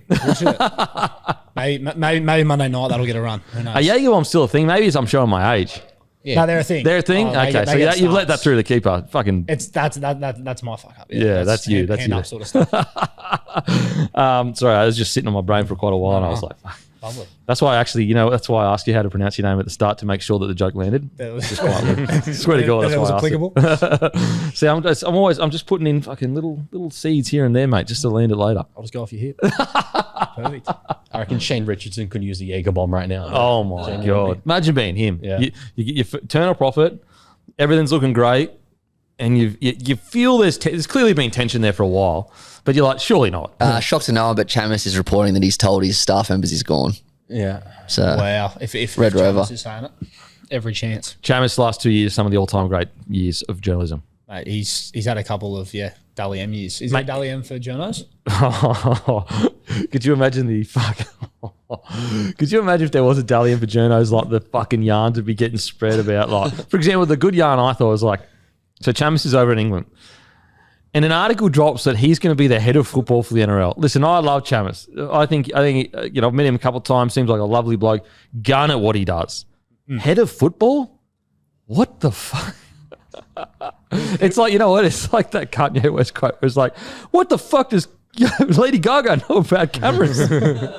But like, who's the journo reporting that to? Because he's not getting an award. He's not getting an award. Like, obviously. Well, maybe he was, and I'm not saying that to, like, from a journalist's perspective and a media side of things. Like, I'd say Chamis last 2 years, he would win the Dally M for journalism. It wouldn't even be close. Like, and it wouldn't be close. He's been incredible, and obviously he understands football, like, to a degree. Like, but head of football, surely you've got to have a bit of X's and O's about you, or at least like from a ref's perspective, maybe, like, because you're on the field in it amongst it. But mate, he looks like he supports Liverpool or something. But he must be like fit from a journo perspective because he's always first to the party. Well, he didn't go all right in that sprint that Byron did. Little Chamis got those little calves exploding out of the blocks. That was a privilege watching Buzz wind up. That was. Listen, you know what? You could tell the people that, not the people, Charlie and the boys that put that together had never actually ran a 100-meter sprint because the fact that they had blokes like 50 meters ahead and shit, it's like, How fast do you think these people are? Yeah. Like 50 meters, bro? Oh. That's like fucking 4 seconds or something. Sauce got stitched up because he actually ran quick, but it didn't look it because Buzz had to run like 3.5 meters. And to be fair, yeah, Buzz literally took one step and went over the line. Yeah. To be fair, they said we learned our lessons. We made it a bit too long. But great concept. Great concept. Okay, Tigers. Just quickly, Laundy Group or Laundy. Oh, I love this bloke. He is the wild billionaire. Just goes, you know what? There's a fucking hornet's nest. It's already been kicked. I'm just gonna come in and kick it again. Yep. So good. Like, talk about the balls on this man. He's just like, you know what? Chaos. I fucking live for that shit. Comes out and says, I'll buy him. Like, there's like probably 3 people in the country that could say that, maybe 10, and 8 of them don't even follow rugby league. And he goes, yeah, I'll buy him if you want. And it's just like the chaos that caused there. And then you got, Magpies people going, oh, then we disappear. But then other people say, no, he's not saying they'll disappear. You'll just say he'll come and run it properly. Now, I've said this a million times. I always say it with the Bulldogs guys, but you focus on Gould and Serraldo coming to the club. Guess who the big dog was that got them all there? It was the Laundy Group, becoming a sponsor when no one else would, took that club under his wing and then made the movers. He was a mover and shaker of note. Move, shook, got Serraldo, got Gould. Now the Dogs are at where they're at. That's all Laundy. So he can literally take a club from a basket case that ironically, not a merger club, but had factions because they had the members vote, I think, and they had like at the board or whatever, and they just weren't seeing eye to eye. So Laundy has proven he can do it. And like, honestly, if you're the Holman Barnes Group, I get the history of it or whatever, but surely you sit there and go, you know what? If someone's going to buy for a fair place, we just get out of this because it doesn't look like you love it that much. Exactly. They don't seem to want an organization that's making a profit, evidently. So why not offload it? But yeah, no, it's great to have a guy of his wealth just throwing his weight around the game. I want a world where Laundy owns the Tigers, Laundy sponsors the Bulldogs, and you've got the Tigers sponsoring the Bulldogs. That to me is just brilliant synergy. The Laundy Cup. Yes, exactly. The Laundy Cup. That'd get the ratings on TV, I reckon. Or even the Bulldogs sponsoring, like it's got Bulldogs literally written on the front of the Tigers jersey. Go for the Bulldogs while they're playing. The ultimate cuck situation. Imagine that. Imagine Lachlan Galvin, in that position. After the move he made. Wow. That'd be great viewing, actually. I just love that he's talking about an NRL club like it's a coffee. Yeah. I might buy the Tigers. So Sweet. good. I'll never forget his pub chat with Tino. I loved that shit. I was like, fuck, that is so cool. Might give him a pub. Just like, bro, you definitely can't do that, but it's also cool that you could do that. Okay, some exciting news for all Grumpy fans. We get asked about this every week, and finally they are here. Grumpy hats. I should have led with this shit. I didn't read that far down. Shit. Damn it. That's actually there by accident. I wasn't even fucking. Did you put that there? No, I think you put that there. Yeah, I think I put it there. And you know what's funny is like when I put it there, I was like, like cool branding. That's all I thought. I didn't even know that we're actually releasing these hats. So they come in black. They come in blue. Oh fuck. I just did that whole segment without this on. Damn it. We can redo it. Let's redo it. Oh, yeah. Because we are a cricket podcast. So we have them in black and blue, and they're not going to last long. There's not many of them. So be a part of the people that can say, I got one of the first drops for Grumpy, and wear it to the cricket, because we are a cricket podcast. Wear it to the cricket next, I guess, when they play it next Wednesday? Yeah, Wednesday week. Wednesday week. Brought to you by Lontel. Listen, all those memes that you saw over the weekend where I was just like, the Stelvester Salome where he's just like just pumping them, and sometimes beating a few of my rivals to the punch. And that's all Lontel internet. They took 20 or 30 seconds to upload. I took 5 seconds to upload. Boom, got that initial engagement. Once you get that initial engagement, they're off the board. You just take the win. That's all Lontel internet. Fast, quick, very, very good customer service. And also, if you don't have national broadband, you may be eligible. But link in the show notes. National broadband is eligible to 150,000 houses. It used to cost you $30,000 to get fibre to the house. Now it's free. Go to the link, lontel.net.au/bloke. Best in all the land. I'm actually going to Tasmania on Thursday morning. It was Wednesday, but then I realised I've got Kendrick tickets, so I had to push the flights. And thank God I bought the flexi option, guys. Always buy the flexi option. If you can afford it, listen, I've always been a guy that just buys the cheapest version of tickets when I go on an aeroplane. But this time I was like, no, be sensible. Get the upgraded flexi option so you can move things around if you have to. And I did, and it saved me money. So there you go. And I can see Kendrick on Wednesday night. Alrighty, the KO can't miss moment. It is Steve Smith championing Archer and then hitting him around the oval. And the Aussies, they're looking to win the Ashes in Adelaide, catch up every ball live with no ad breaks during play on KO. And the WBBL finals start tomorrow. Watch every game live with no ad breaks during play on KO. And the wait for the BBL 15 is over. As Perth Scorchers and Sydney Sixers open the season with a blockbuster clash this Sunday. Watch every game live with no ad breaks during play on KO. Bardo, mate. Code Sports. Make sure to sign up, guys. Best in the biz. What a weekend. Walkers, just what's the feelings, mate? Well, I mean, biggest story of the week other than the dramas at the West Tigers, which you've just discussed. Ashes are basically over. 6 days in, baby. Pretty extraordinary. I don't think anybody expected this, a month ago, 6 weeks ago, when Stuart Broad was saying that this was the worst Australian team that England had faced in, 24, 15 years, 16 years. 6 days in, and England's on their knees. They're tearing each other apart. Careers are going to be ended, possibly on both sides of the divide, which we might discuss in a second. But yeah, just an extraordinary Test match. Again, England had probably one good day. Day one, they were up and about. The Barmy Army had found their voice again, and then by stumps on Friday, I think the wind was out of their sails and well and truly gone by stumps on Saturday, and then Michael Neser did the business on Sunday. So just for the series to effectively be over. I mean, I don't think anybody expects England to win 3 straight. It's a team that hasn't won a Test in Australia for 16 years. So I don't think England's going to win 3 Tests. They might win one. Harry Brook could go nuts in one, but I don't think Lightning's going to strike 3 times. Yep. So I think you can pretty confidently say that Australia is going to retain the Ashes at this point. Wow. For all that chat, all that yarn about we're building towards this Ashes and baseball this and fucking baseball that and all this carry on, to be done in essentially 6 days. Like, it's a dark day for English cricket, in my opinion. Like, it's a dark day. It is, and I mean, there's a reason that from mid-afternoon on Saturday, the English fans, journos, ex-players, they've all started to turn on this team. A lot of discussion about the lack of preparation, which we've discussed. Just the one warm-up match before the first Test. Sorry, I'm about to have an aneurysm. You just said lack of preparation, and one of their coaching staff, was it their actual coach? Yep. Their coach quoted, "We might have over-prepared."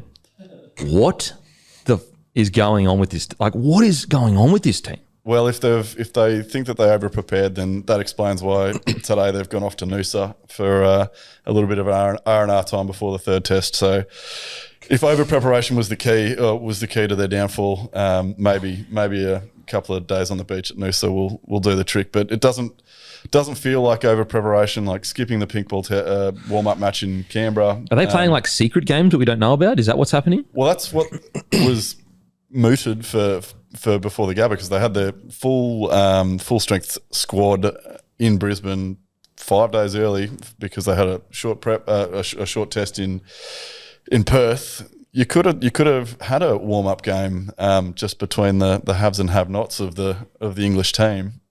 Didn't happen, and the problem is your reserve. And they looked like deers in headlights, right? Yeah. Like, Jamie Smith had never played a pink ball Test. He played okay. What's even worse is their reserve grade got pumped by Australia today, didn't it? Yeah, no, McSweeney picked up a double ton just for. So it's like even your reserve grade are terrible. Yeah, it's not a happy tour, and we've talked about how these tours can spiral. Like England came here with a lot of expectation, but once one thing unravels, it's a slippery slope for touring teams. Like it's not a fun place to come, Australia, when things are going badly and the Australian public turns on you. The crowds are vicious. Yeah.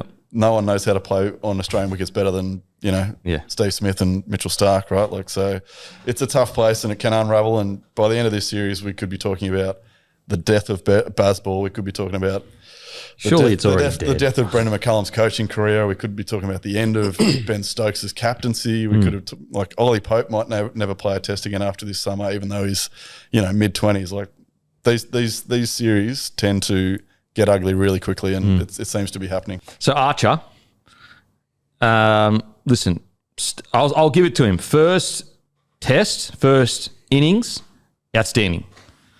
Then went missing. Where's Archer? Where's Wally? It's the same thing. Couldn't find him in the crowd. Then when the game was over, done, dusted, he comes out and starts layering up and peppering Steve Smith. And I just want to, for rugby league audience, to give you the equivalent, it would be like almost in a grand final. I'll just say grand final. They're down 30-4. It's 5 minutes to go and someone's shooting out of the line to knock someone out. That's honestly, to my understanding, what it'd be like. It's like, bro, where were you in the first 20 minutes when you were getting rissoled by their forwards? Is that an equivalent matchup? And talk about the champ moment because it's cinema. That seems like a pretty fair point because he bowled the quickest spell of the entire series under lights when Australia's chasing 65 runs. I think he bowled 5 of his first 18 deliveries were over 150 clicks, and the criticism has been, what happened in the second innings in Perth where, his speeds dropped. Everybody's in the England pace attacks, their speeds dropped massively, and the ability to back up, something that Mitchell Starc does time and time again.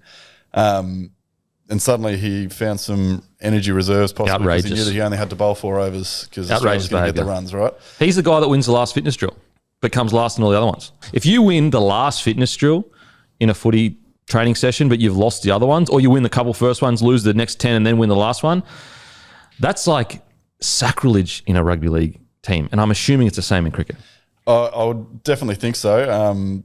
Certainly that's what I think Ricky Ponting on Channel 7 said. Where's this been, champ? And it wasn't the only champing of Jofra Archer in the space of 5 minutes because Steve Smith delivered, one to a worldwide audience, which is a pretty tough stage to be champed on. Jofra had a crack saying like, "Oh, you only turn up when the game's over," and Steve Smith returned serve saying, Where has your speeds been, champion? Like, where has this been? Even in with a champion. I mean, that is, it's a knockout blow. And obviously these two guys have got quite a lot of history, dating back to 2019 at the Ashes when Jofra sent down a pretty nasty spell and, effectively knocked Steve Smith out of the game. As in like concussion-wise? Concussion, like the very first usage of the concussion rule, Marnus Labuschagne had to come in to replace Steve Smith for that test. And he smacked him around, didn't he, when he come in? He did a little bit. And I know that Steve Smith has repeatedly kind of brought up the fact that Jofra has never, ever got him out. 220 deliveries. No bowler has bowled more at Steve Smith without, a wicket to show for it. And Smith hates, I think he really takes umbrage at this idea that Jofra has put him under pressure in the past or rattled him. Or there's any rivalry or anything like that. Mean, if there's a rivalry, it's extremely one-sided because Smith just scores runs off him for fun. And as he did last night, hit him for 15 runs, I think, off the one over, put him into the stands at one point after the champing little what do you reckon hurts more, getting champed on international TV in front of millions or getting smacked for 6 after it? The champing's got a sting, mate. I mean, I don't know if the champing has the same impact in the. It seems like a very Australian thing. Yeah, call someone a champion. Yeah. The great cricketer boys have definitely made that kind of culturally relevant for Aussie cricket fans. But which is strange, being the second biggest cricket podcast. Well, exactly. You would think the biggest one would, make that. But anyway, it is what it is. But I think Jofra would be aware of the connotations of being champed, and I definitely think that would have hurt. But what I loved about it is I love the theatre. I love that it's added a little bit of spice to this series just because England has been so thoroughly beaten in the first 2 tests that I think there needs to be some flashpoints that we can latch onto. That's definitely one that we'll be able to, needle a little bit, assuming Jofra backs up for the next test and doesn't. Because that's not guaranteed. Well, I mean, Mark Wood finished the Perth test and then he's only got 1 wicket so far. Jofra. Yeah. I know. Well, I mean, his first spell in Perth was elite. Like the first 6 overs or 8 overs were as good as you'll see in Australia, but he has not been able to back that up. So he had a good first 10 minutes of an 80-minute rugby league game. Effectively, yes. Awesome. It's an 80-minute game, though, isn't it? Yeah, exactly. Play 80 minutes, mate. I mean, yeah, I think also too, like with Smith, just good to see him up and about. Like he didn't really need to say anything, but he wanted to sort of get on the front foot for the nation, which I think that's what you want. I think so, particularly in a series against England, because more than any other nation, England just holds on to the ball tampering and the abuse of Steve Smith when every time he comes out to bat. Steve Smith is an all-time great. He's better than any English batsman in history, and he gets booed every time he walks out by the Barmy Army. I don't think that's great. And I reckon, Steve Smith says he goes into his bubble every time he goes out to bat. So he probably doesn't, or he'll tell you that he doesn't hear any of this gibber because he's just in his own world and he's a pretty unique character. But it's got to play some sort of role to be able to want to stick it up. Well, they do it so much that, like, being a guy that's new to cricket, I almost like start thinking he actually was the one that did it. Like, as in he had it in his pocket doing it. And I get that cricket's different to league or whatever. Like, you know, as a captain, you take responsibility, or co-captain or whatever. But like, yeah, look, probably the darkest day outside of some really serious stuff in cricket. One of the darkest days in Australian sporting history. No, there's no denying that. And look, if people want to boo, that's their right, whatever. But like, I'm looking at it going, okay, wrong, but he wasn't the only one that even actually fucking did the thing. Yeah, you got the wrong guy. Yeah, I'm not. It's look, I get it. It's part of the banter. He's so good. That's why they do boo him, because he is so good. If he wasn't as good, they probably wouldn't give a fuck. I get all that. I get all that yarn, but I'm like, he didn't even actually do it. Like, so that's what's strange to me. So what he does do, he scores bucket loads of runs, and that's what Australia did in the first innings. 511 runs with nobody getting three figures, which is only the third time that's ever happened in Australian cricket history.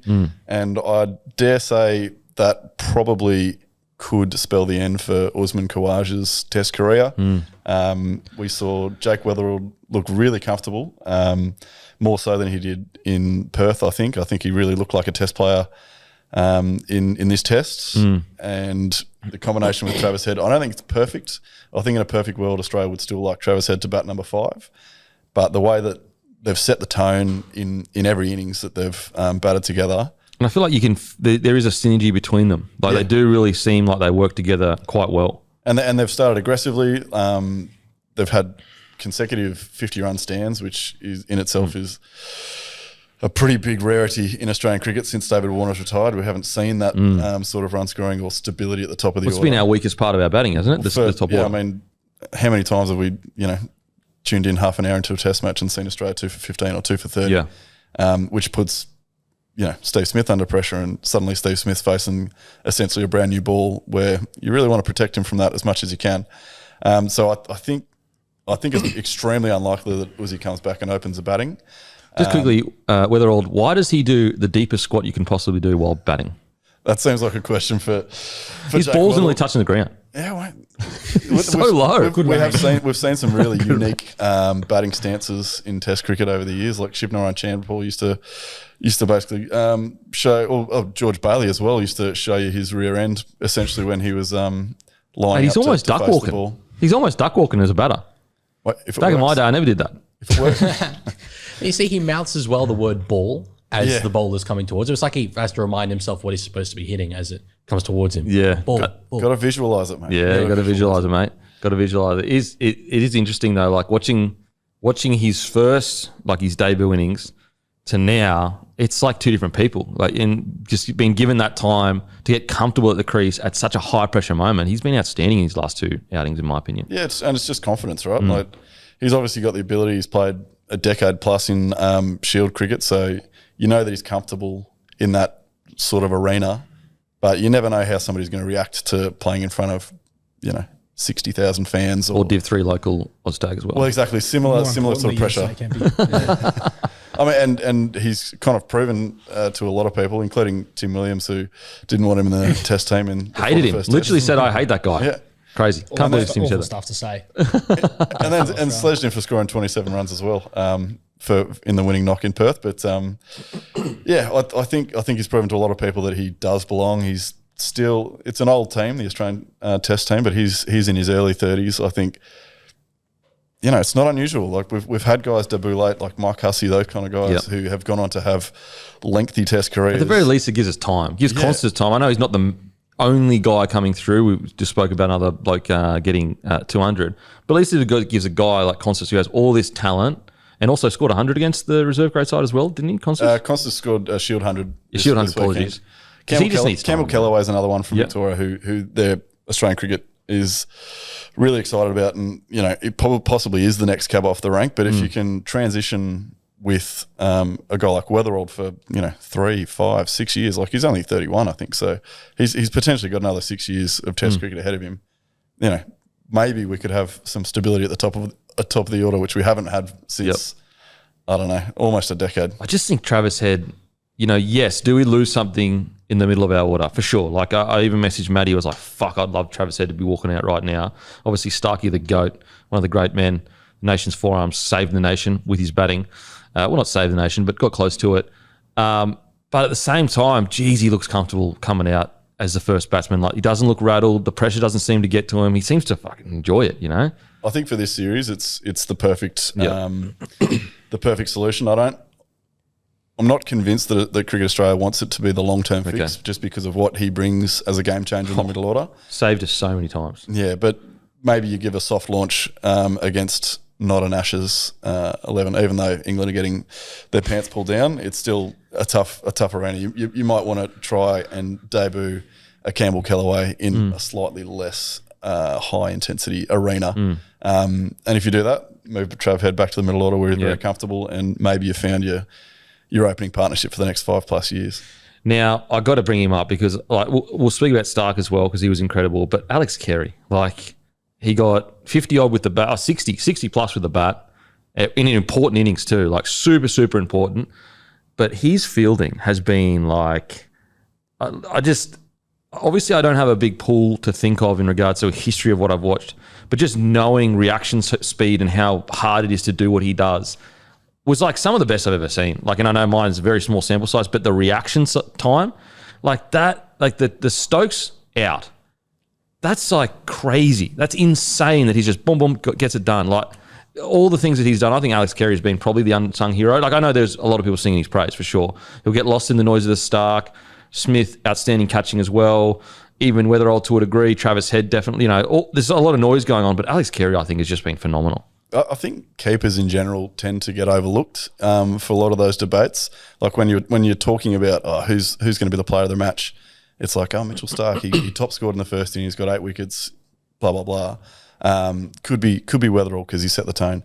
No one really mentions Alex Carey because you just expect wicket keepers to take catches, right? They got the gloves on. Well, that's what they're meant to do. If you're Australian, you'll expect your wicket keeper to take catches. Exactly. Well, you look at what the biggest difference between the two sides. It was the catching in general, but I think the wicket keeping, the glove work. Carey coming up to the stumps put England's batters under immense pressure, made them make mistakes that they probably weren't expecting to. You wouldn't expect them to make. He did not make a mistake throughout 4 days of Test cricket, which is astonishing for a keeper. I know coming through before he played Test cricket, the reputation he had was as super silky hands, an elite gloveman more than he was an elite batsman. He certainly can contribute with the bat, but he has a reputation for having the best gloves, the best hands in Australian cricket. And in over the past kind of 40, 50 years, the Australian keeper. Possibly the best keeper batsman is Adam Gilchrist, but the keeper who Australian fans will remember as my God, he was a magician behind the stumps, is Ian Healy. And I'm not saying Alex Carey's up on Ian Healy's pedestal, but... Was that an Ian Healy level performance though, do you think? Ian Healy would have been proud of that performance. And he spoke after, he spoke to Code Sports after play yesterday and gave enormous raps to Carey and... some of the stuff that he was producing, just flawless work behind the stumps, and as you said, up to pace bowlers effectively. Michael Neser, and who I've blanked. Doggett, Stark, Boland, up to the stumps to Neser and Boland. That's you can't underplay how difficult that is to do, and to then take those catches. Take a nick. So it's not even like he took just it's hard enough just taking 130k just without anyone standing in front of you. Yeah. To take someone standing in front of you and at Stokes and take a nick that quickly, it's almost superhuman. It's crazy. And now we go to Adelaide, his home ground. Oh, how good. It's going to be potentially, well, not potentially, Pat Cummins will come back into the team. Nathan Lyon will come back into the team. There's 800 plus Test wickets right there. Yeah. Things going bad to worse for England, you'd say. Now let's think about Neser. It's Neser correct? Neser? I think Nisa. Yeah, Nisa. What I loved about his performance, and having, when I didn't know about him a couple of years ago, but then when you find out about him and you find out he's in, you go do some research, you do some reading, and you look at his career, and he's almost been like a player, almost like stuck behind like a Cameron Smith to a degree as a 9 in rugby league, where it's like you're just not going to get that spot. Granted, I know he's been leapfrogged at times, but similar-ish kind of vibes. And what I loved about his 5-wicket haul, at least just from a sporting perspective, like, as I said, I don't know cricket well, but I feel like I know sport pretty well. He got it in a grind, what I love. Like, that was, we were doing nothing. They looked like they were in control. Jacks, I felt, looked stronger than Stokes in regards to just how in control he was. But just the fact that he just basically said, oh, okay, so you want to start playing some grindy cricket. You want to start actually defending some fucking balls. And said, we can go into those deep waters. He took them there and won us the match, essentially. I know there's other people, but you know what I'm saying? Like, that grindy mentality that he's had his whole career by staying patient, 35 years old, only had three pink ball tests, is it? Or three tests, period. Tests, I think, yeah. And then to come out, huge hands, so callous and true and pure. Firm handshake. I would love to handshake with the man. Incredible performance by Nisa. Yeah, well, I mean, he's a guy who has toiled forever in Shield cricket and been thereabouts, been 12th man for 12 months at a time. Yeah, definitely has the ability to play at this level and has had that ability for a decade plus, right? Yeah. If he was a Kiwi, he would have 300 Test wickets and probably, 15 Test centuries. He would be an all-time great of cricket if he was born across the ditch. He's that kind of talent. Yeah. But he's been stuck behind the best pace attack in the world for the past 5, 6, 7, 8 years. Like, he was exceptional, as you say. Like, his consistency and just finding that channel, which stopped the run flow, stopped Stokes from doing Stokes things, and stopped Stokes from doing an Edgbaston type thing. Just you keep that pressure on, and eventually a mistake will come because it's a day 4 wicket at the Gabba. Cracks are opening up. He keeps hitting that same spot, finding that crack. Yeah. Eventually, something weird's gonna happen, and it did. And then Steve Smith produced maybe the best catch of his career. Oh my God, bro. Holy moly, that catch, seriously. But just quickly on Nesta as well. So he hadn't seen his sister in a year and a half. Yeah. He did it all in front of his family. Like, just what a moment. I just love the fact that his wickets reflected his career almost in the fact that just stay at it, and you will find some openings here. Incredible. Those 2 catches, one of them was like with one hand, like he tried it with 2 hands, but it slipped into one hand and like landed in between his friggin' index and his thumb. It was like insane. They looked smooth, man. Like, and the reaction was smooth. He's a super nice guy. Good looking dude, very chill kind of character. Chest hair too, which is always impressive in modern society. Like, you get the impression he'd be a super popular teammate. Like, would never cause any dressing room issues. Put it that way. Has a man with chest hair ever been a bad bloke in a locker room? That's a question I would like to pose to the audience. I might need some more thinking. I've never come across one, Kempy. Certainly none come to mind. Chest hair, it's almost like if you've got a shit haircut, you're usually a good bloke. If you've got chest hair just floating out the top of your collar, usually a good bloke. It's an Australian cricket tradition. And you can trust them too, can't you? You can trust them. Always trust someone with chest hair. Like, calloused hands, chest hair poking out, and big mitts. Yeah, they've seen some winters. Like, it's that simple. But yeah, unfortunately for Ness, I would say potentially his last ever involvement in Test cricket will be finishing with a 5-wicket haul, which is a pretty good way to go out. Like, Dizzy Gillespie never played again after scoring his 200 against Bangladesh. So good to go out on a high. But like, with Pat Cummins coming back in, there is a chance that he might not play Test cricket again. Wow. But I mean, there's also the possibility that he could stay in the team, and maybe Scotty Boland gets a rest. He's the MCG king.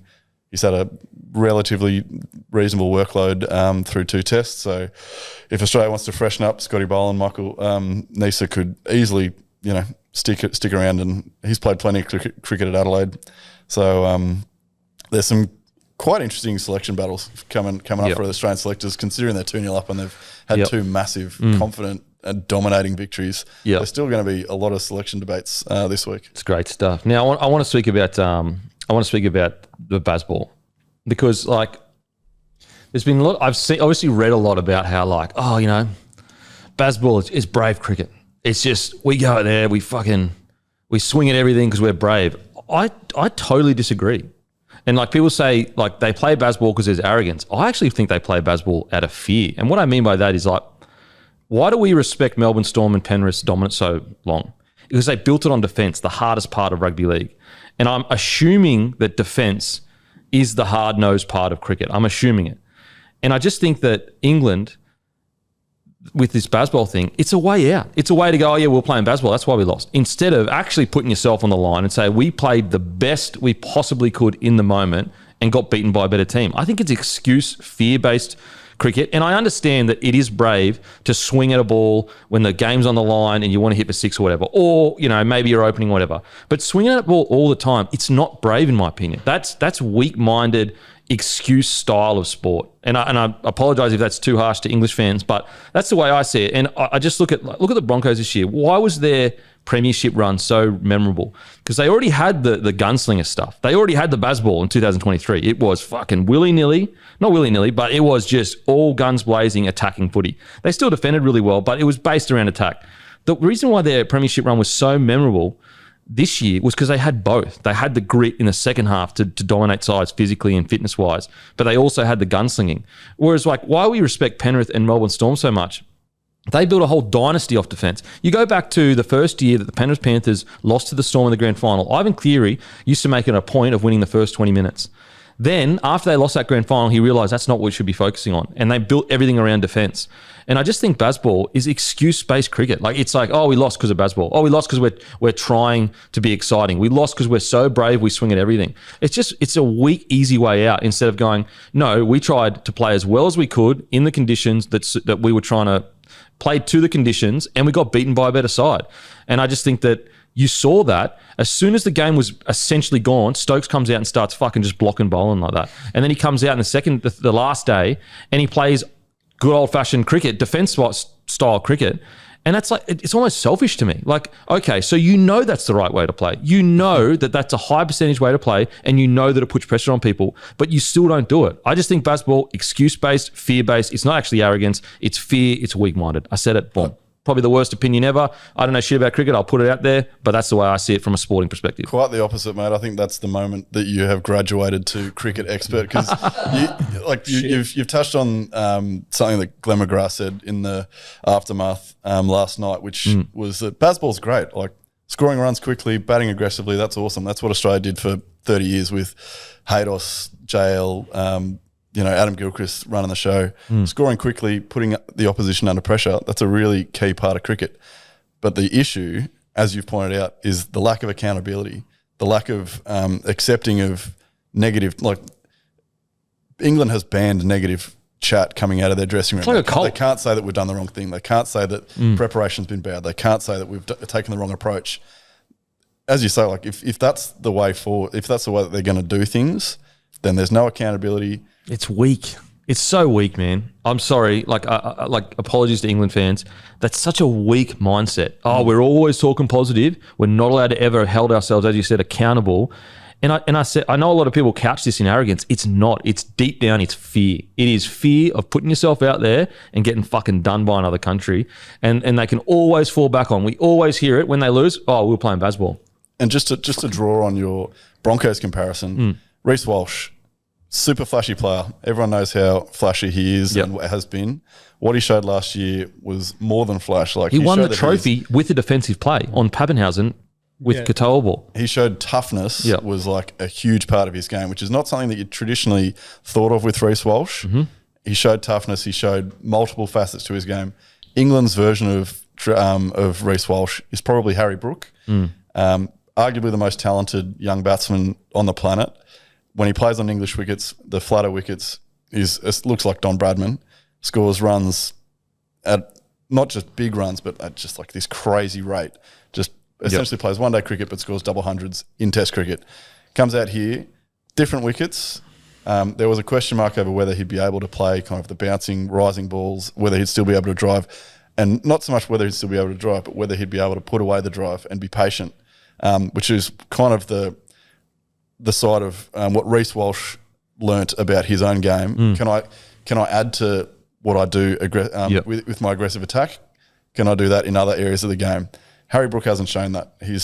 Which is why, Stuart Broad sits there in commentary and holds onto his nose and looks confused and baffled by Mate, they're up. some of his dismissals because like he just zero. hasn't learnt the patience It's in that crazy. sort of game. It's like they were up. What were they up? Like 0 for 80, or maybe even like they were at nearly 100, and in the last innings, and like you're thinking, okay, fuck, this was Crawley and Duckett, I think. They were up like 0 for, I'll just say 70. Wouldn't you sit there and go, all right, we fucking swung for the fences. We've gotten 70 really quick. Let's fucking hunker down now. I don't understand this idea. Like, if you want to be super aggressive initially, be super aggressive. But once you get to a certain point where you've got the game by the fucking scruff of the neck, we're all sitting there going, "Fuck me, 0 for fucking 70." Like, they got the best batting order on paper in the world allegedly. And you get to 70, you're still doing it, and it's just like. And then when the game is done, essentially, now granted, I know Stokes has done some pretty incredible things. The game is done, he comes out and starts fucking that, bro.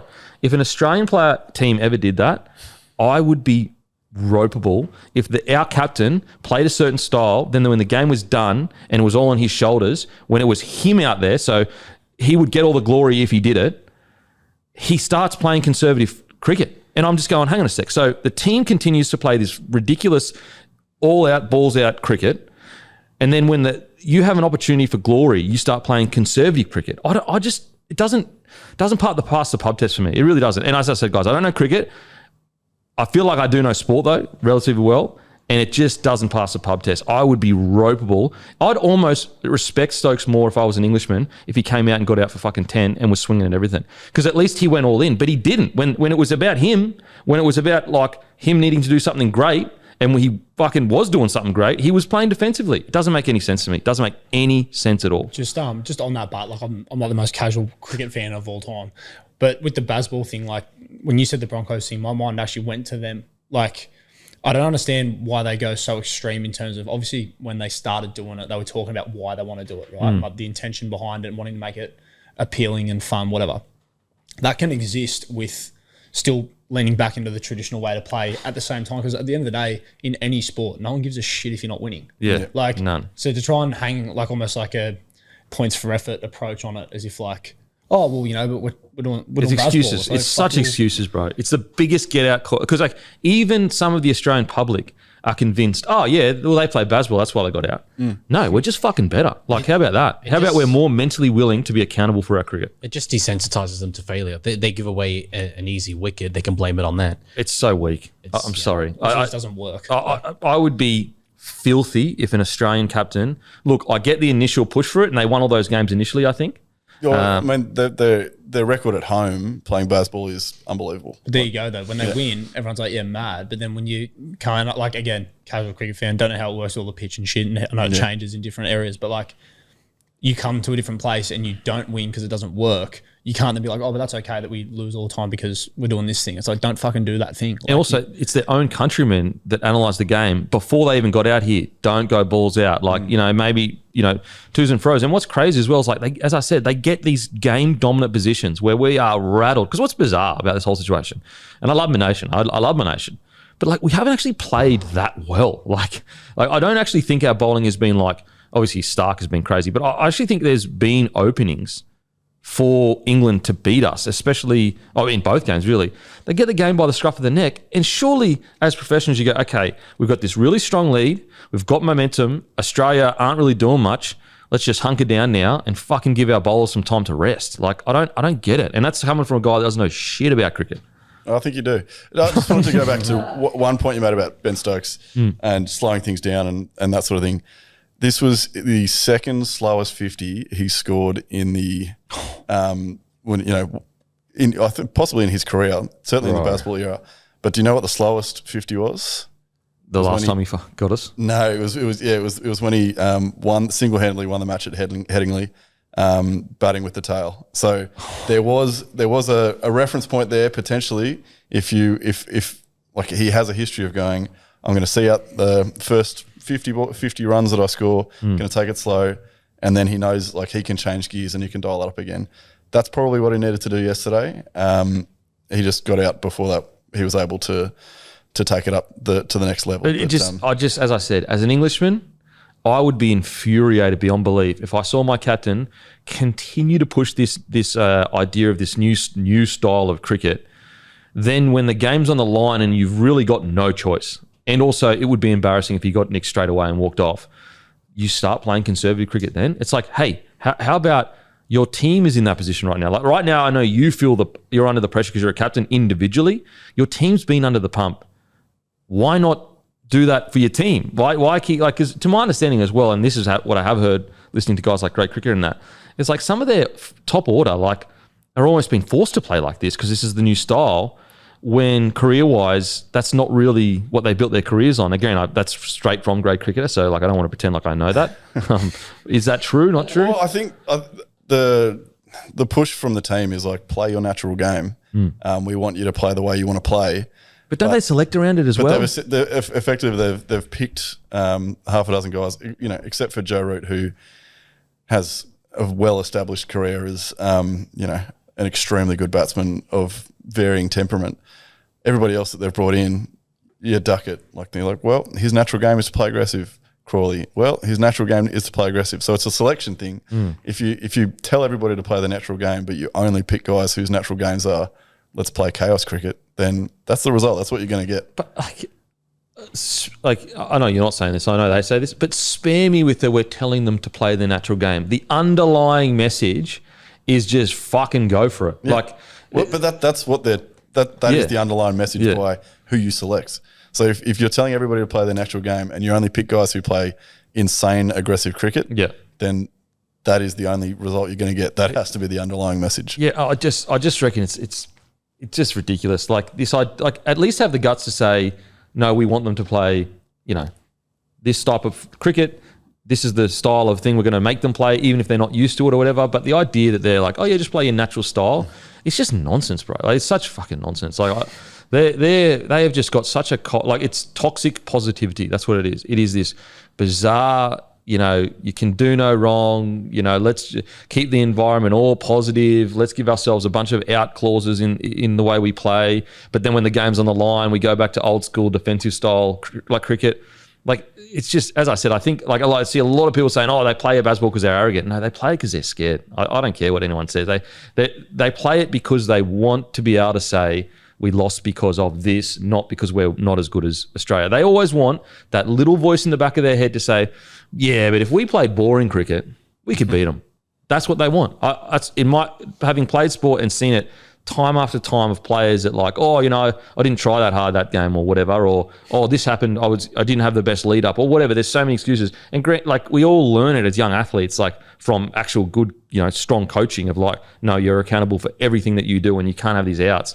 I don't know. As I said, I don't know cricket, but I know sport, and it's just weak-minded in my opinion, so weak. And then to hear the coach come out and say, I think we over-prepared, it's like, how disconnected can you be from the conversation to say something so fucking outrageous? Well, what that reminds me of, when you like hear someone in a job interview and you ask them about their flaws or something and they say, I work too hard. Oh, yeah. And it's like, you're just doing too much, bro. Like just come on, spare bro. me that shit. Like, yeah. You know what's funny as well is like, they almost set the whole second test up off the bat. Root comes out and says he doesn't like pink ball, essentially. Then he scores 100. Scored a ton. And they don't say a fucking peep about the pink ball after that because they can't. Because now all of a sudden, if they come out and start whinging about it, they're like, he scored 100. Clearly you can play in it. And like, again, it's that mentality of this like excuse. He came out and said he doesn't like the pink ball. It's almost like, mate, he might think that, but don't fucking say it. Like you're setting yourself up to be able to go, there's the out. We told you before, we didn't like pink ball. It should be changed. It's like, bro, how long has it been pink ball for? A decade. So fucking long time. Like, get used to it, bros. Michael Clark didn't play in, like, he retired in 2015. So it was 2016 was the first pink ball, I think. And also, like, in people say there might be Aussies that have said they don't like pink ball or whatever, but the Aussies are winning at home. They have the right to be able to say that because they're winning. These guys haven't won in 15 years in Australia. Do you reckon that's what Stokes is trying to do with the Frosted Tips channel is in a part? Like tap in a bit of Michael Clark. Could do. I mean, change up. I mean, you know how important your hair is and the look. Yeah. And so, we've got Frosted Tips. Yeah, we've got an allegation here from Tommy. Yeah. Could you put your allegation forth towards Stokesy?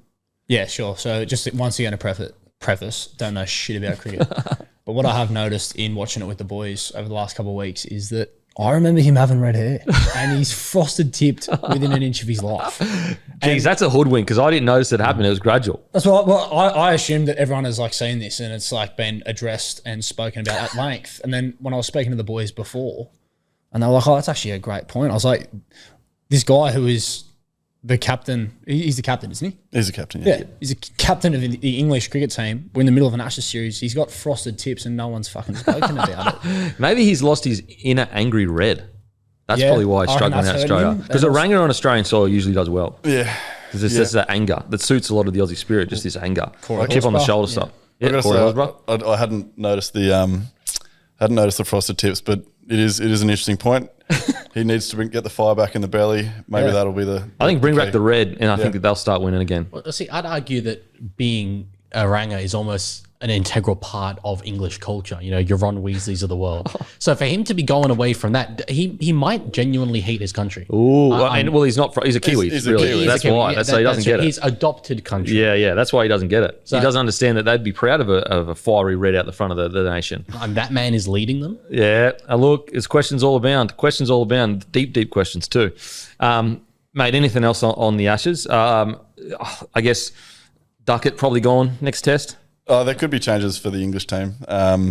Just quickly, I did see them. Look, what they said is kind of true, but I just don't like they said it. So they already kind of went the route of like the only difference was the catches. And I'm like, yeah, I guess, but look at all these other areas of the game where you fucking shit yourself that you could have still won if you didn't catch those balls. You know, like thoughts on the idea that it was just technically you could say 5 catches in the game is different, but I don't know if I'm all the way on board with that. I know you're a newish cricket fan, but there's an age-old expression of catches win matches, my friend. And I mean, five catches dropped by England in one innings. I think it's they trained too hard though. Is that? That's what I'm hearing? Trained too hard. Yeah. Perhaps they over-prepared on everything except fielding because the fielding was diabolical. Yep. And there were like instances of the ball going between the keeper and first slip, which is kind of speaks to a team with scrambled like playing together like you should have team. Like if you don't know whether your keeper's going to go for the ball or first slip should go for the ball, like that speaks to some scrambled brains in the English cricket team. But Australia's, Steve Smith's catch to Smith Will Jacks, I think, is a perfect example because they'd batted for 3 hours. Australia looked like they were slightly out of ideas. You get one chance, you take that chance, and suddenly 4 wickets happen in the space of 6 or 7 overs. Yeah, I think it was like 4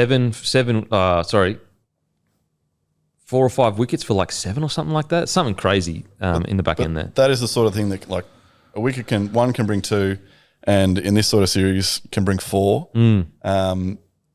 England weren't taking those chances. That's a shit ton of catches too, in terms of if that's what they're saying. Like, that's the main difference. Like 5 catches. That's a lot, no? Like, that's half of the Australian lineup. Yeah, should have been out earlier than they were. So I think the fielding was a pretty crucial part of it. Obviously, Stark's batting, Stark and Boland, the way they batted to not to score runs, but to soak up time and get closer to the dusk period where the pink ball does a little bit more. So Boland that weren't even running at times. They were just hitting singles and just standing it. Because soaking up time was almost as important as getting runs. Like getting the Australian quicks closer to the premium, the ideal conditions for using the pink ball.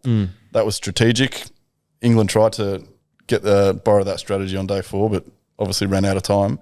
They were crucial runs. It was crucial time. They made the most of it. They got 6 wickets on Saturday night. They knew how hard it was to bowl in the first session each day. Make the most of the conditions while they're there.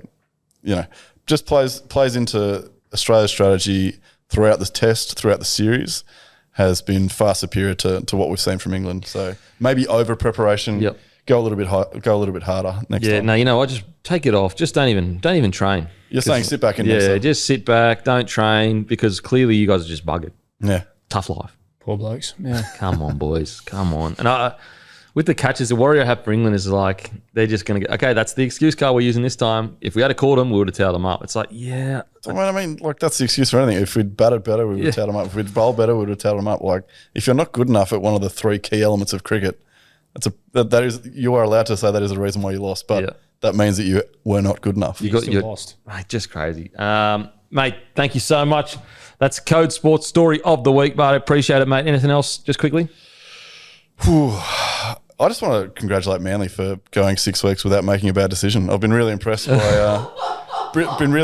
everything that the club's done. As a Manly fan, it's been really nice. Shout out, Manly. That's good stuff. Before we get going, Matty, I got a present for you. Come up and get your present from Hope World, the official water container, liquid container from Cricket Australia, or from Hope World, sorry. But actually, you can feel the stitching and shit. Oh, wow. Yeah, it's like an actual cricket ball. Crazy. And look here too.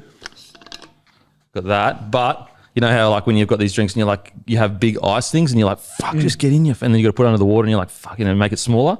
Well, boom. Nice. Master stroke. There you go, bro. So I have that. It's an upgrade from my $3 pump I usually get from Coles. So I have to re-get every day. Oh, and look, we pay him, guys. He doesn't work for free. Alrighty, it is time for the Aspley Mazda Service of the Week. And they're doing a sale, guys. An incredible potential to gift you one of the great gifts all time. And it's the X that you actually want. That's right, X Rentals for an experience you won't forget. Exclusive to Bloke listeners, an extraordinary opportunity to save. See how we've worked in all those X's? It was actually Rachel from Aspley. Very good stuff. Buy any CX-3 or CX-5 from Aspley Mazda, X rental sale, and one lucky person will be gifted a truly unique experience, a day at the footy in a corporate suite with ex-NRL legends Alex Glenn, Driveaway. It says Enden and Kemp, but I literally specifically said, don't put me in the legend bracket because that sounds weird. Just put me in, used to play a bit of footy for the Bronx at one stage. I'll be there as well, and I'll be hosted by Luke Camilleri, the car man, LDC_01. If you're in the market for an SUV, this is your chance to score a near new car without the new car price tag. Don't miss it. If an SUV is on your list, this is the near new opportunity. You can't afford an X you actually want. 2024 CX-5 G20 Maxx, $32,000, $844 drive away, or a 2024 CX-3 Pure, $27,000, $385 drive away. What a deal. And anyone there's not thousands of these guys.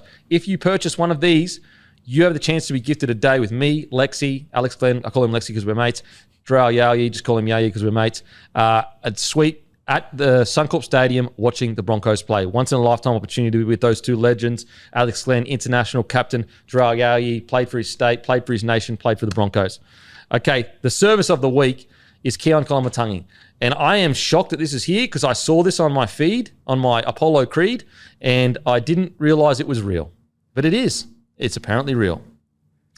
The Dragons fly Kolomatangi to their facilities via a helicopter.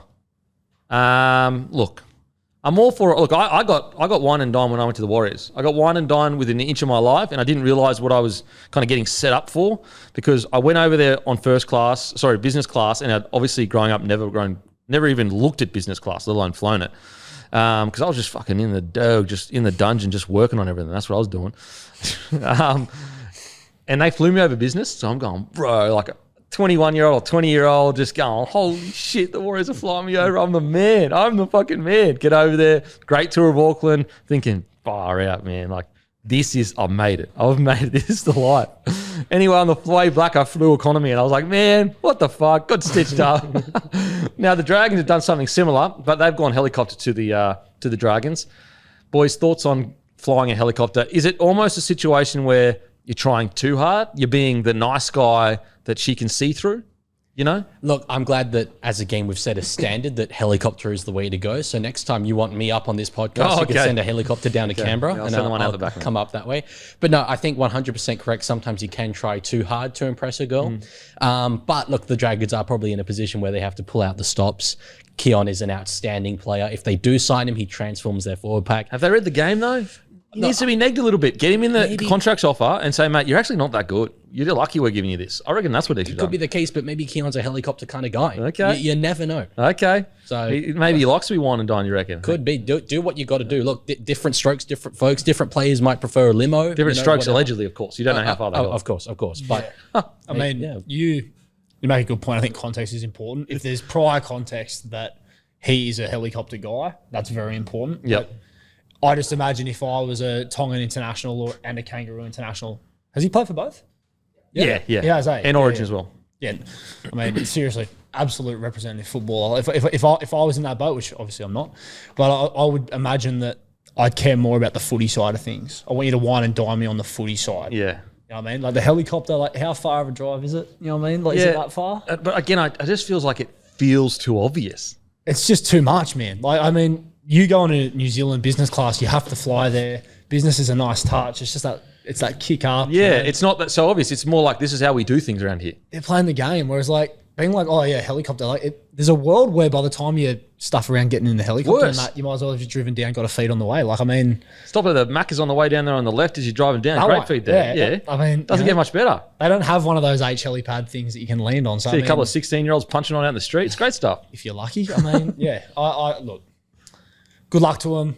I hope personally, even though I'm a Roosters fan, I hope he stays at South Sydney. But yeah, I will say, I get it.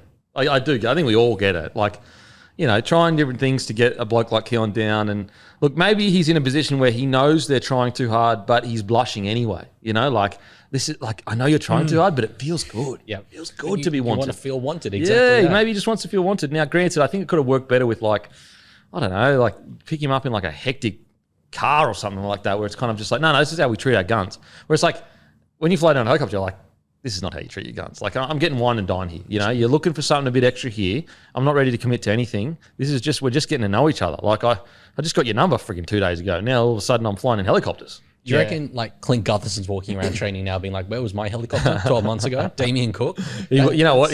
Funnily enough, as banter, he actually would be saying shit like that, I reckon. Like, I'm glad you brought Gutho up. If I was in charge of whoever made that helicopter decision, I'm probably looking to send Gutho up. If he's got a motorbike license, you know what I mean? Leg tat out, park up, out in front of Burrow Cafe there. Okay. Jump on. Yeah, jump on, boys. Yep. Now I've got Keon Kolomatangi around me.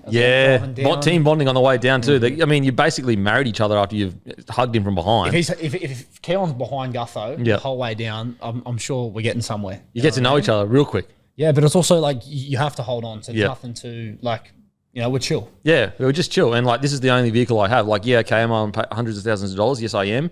But I spent that on my leg tap. Yeah, 100%. And like filling it in. And it's like, well, if I'm Gutho, like it's still a chill vibe. Whereas, you know, helicopters, like, we're getting married soon. Yeah. And I don't know if I'm ready for that. Well, he might have felt he was about to get freaking proposed to. That's proposed vibes. 100%. Like if you ring your missus up and say, we're going on a helicopter down to the Gong, she's going, okay, he's going to propose. Yeah. So, you know, maybe a bit too strong if you ask me. Maybe a bit too strong. That's my stance. Like, Keon might want to do Europe next year. He's not ready for a wedding and that. No you know way. what I mean? And he literally just met him. Yeah. Like, matter of fact, he didn't even freaking know any of them before he arrived. Really. And you can't talk too much on a helicopter. It's quite loud. That's the thing. It's not good to get to know. It's like you go to a date in a movie theater. You can't actually have any conversation. It's too loud. So a helicopter, I don't know if that's the right way to go about it. Look, it is giving, it's giving death threat. That was awesome. That came from the dead. This man is one of my pet hates. There. Bro, it's one of my pet hates. I just see it all the time on my fucking my Apollo Creed, my feed. It's just it's giving whatever. It's like, bro, just say it's desperate. It's this. Yeah, it's this. Like, come on. It's not giving anything. It's just that. But all jokes aside, get him there for $1 million.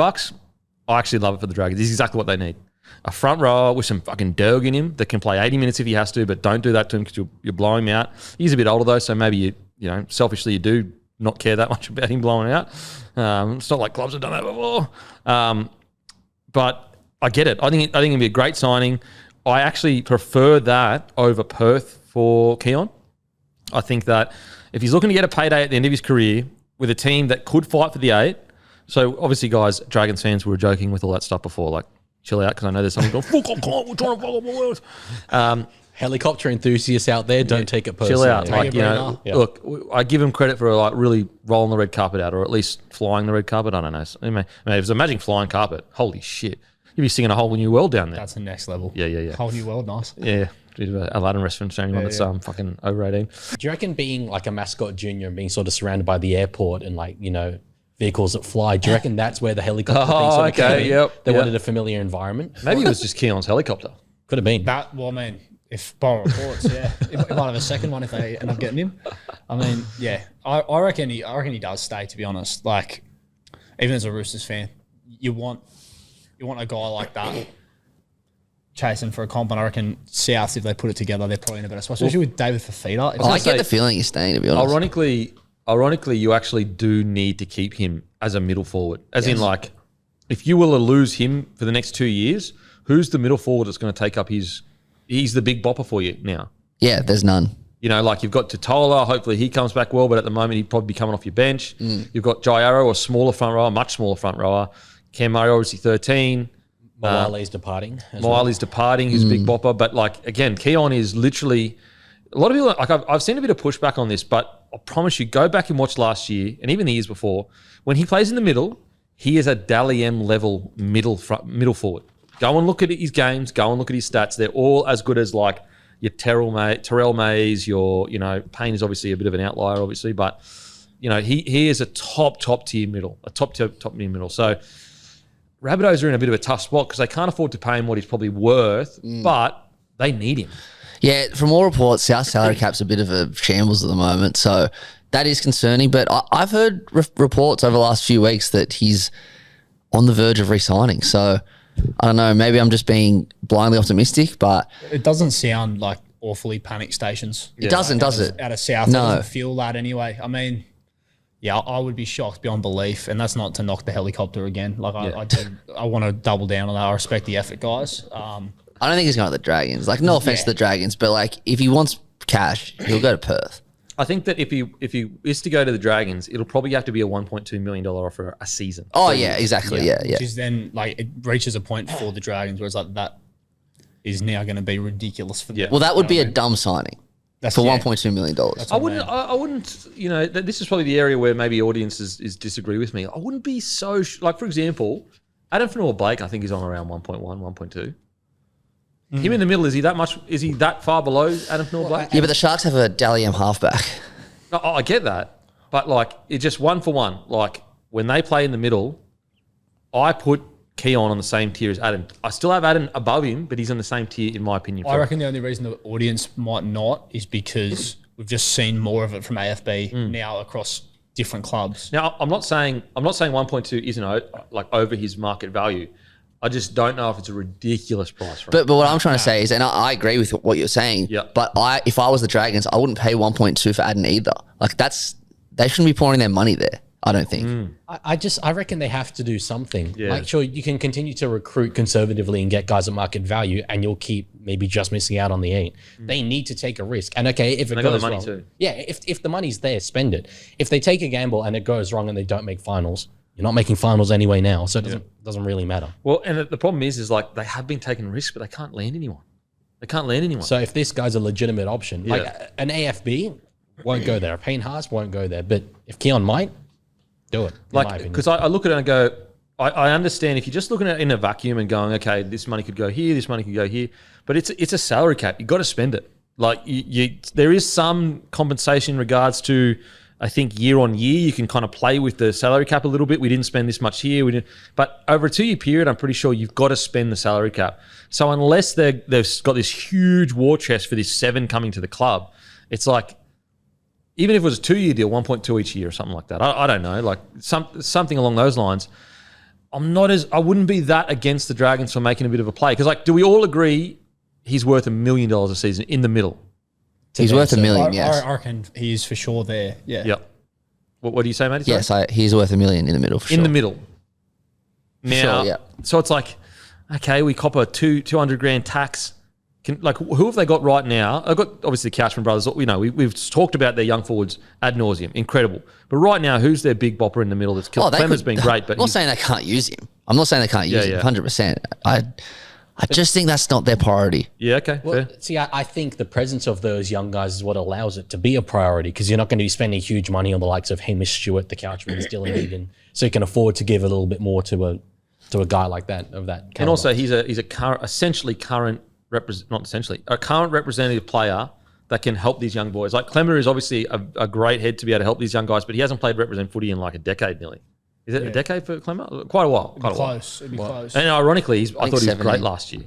But he's gone now as well. Oh, is he gone now as well? Yeah, well, so they're desperate. They're desperate. I think St. Helens. I reckon with Keon too, like, what he can bring through the middle is like that little bit of upside in terms of a little bit of ball playing. Yeah. Like that actually fits really well. Like it's money well spent, whereas like it's a weird one. Sometimes you can go and buy a player who in isolation for their club might be mad, but bringing it into the style that the new club's playing, it might clash a bit or it might not be. You know what? It's a what it perfect was. example of that, and I'm not trying to have a shot at the Roosters, but the whole David Fafita thing.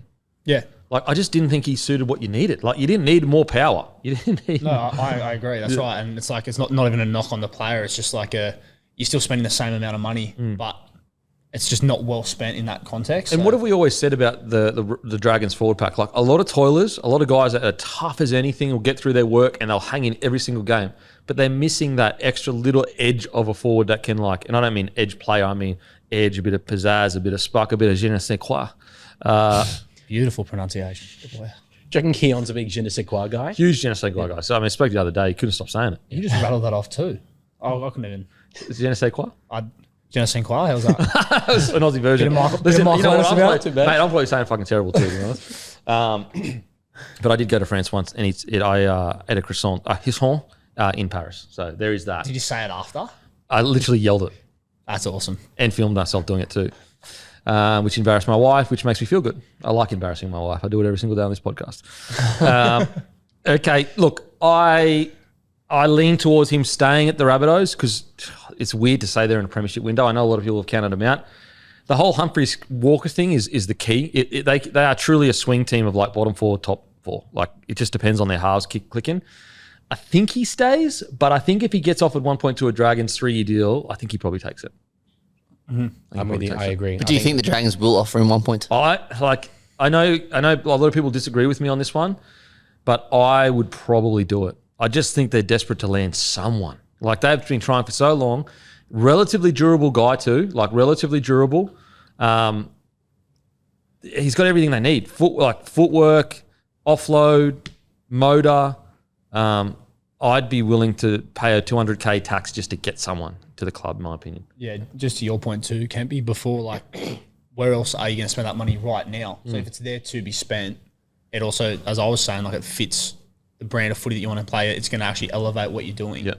Like you might as well. Well, the thing is, okay, Anthony Griffin era, very conservative recruitment, very conservative coach. It didn't they would play some battler footy at times, but it clearly didn't help them. Like they went from under Mary Maguire having the most Origin players of any team in the comp to not many Origin players, maybe one or two. And I think they've tried the route of like conservative recruitment where it's safe, we're not paying overs and all that stuff, where it's like, I think you got to take a risk at times. Like I just, like, for all I disagree in regards to the DCE coming to the Roosters, I don't know if they needed it or whatever, but at least they're having a shot in the dark. Like at least they're going, you know what? We're putting our balls on the line. If this does work, we will be unstoppable. Because there is a world where it does work. And I look at Keon and I go, like, if that does work and he plays as good as he can in the middle and lifts those young boys up, all of a sudden they've got a very formidable forward pack. Sewer. They've got Hamish Stewart at 13. They've lost DeBellin as well. Yeah. More need for experience. Yeah, like I think I'm willing to pay the 200 grand tax. I really am. I know it sounds like a lot, and I say it all the time, but the salary cap has gone up. Like it does. It in the old salary cap, we're looking at about 900 grand, $1 million, something like that. Mm-hmm. But anyway, that's my thoughts. I understand the opposing thoughts, that's for sure. Okay, there's reports the Roosters are reportedly interested in signing Tino from 2027 onwards. The Roosters are also reportedly set to make a play for Max Jorgensen. The Roosters are reportedly planning to keep cap space to sign Mark Nwangani-Tuwase back to the club mid-season during 2028.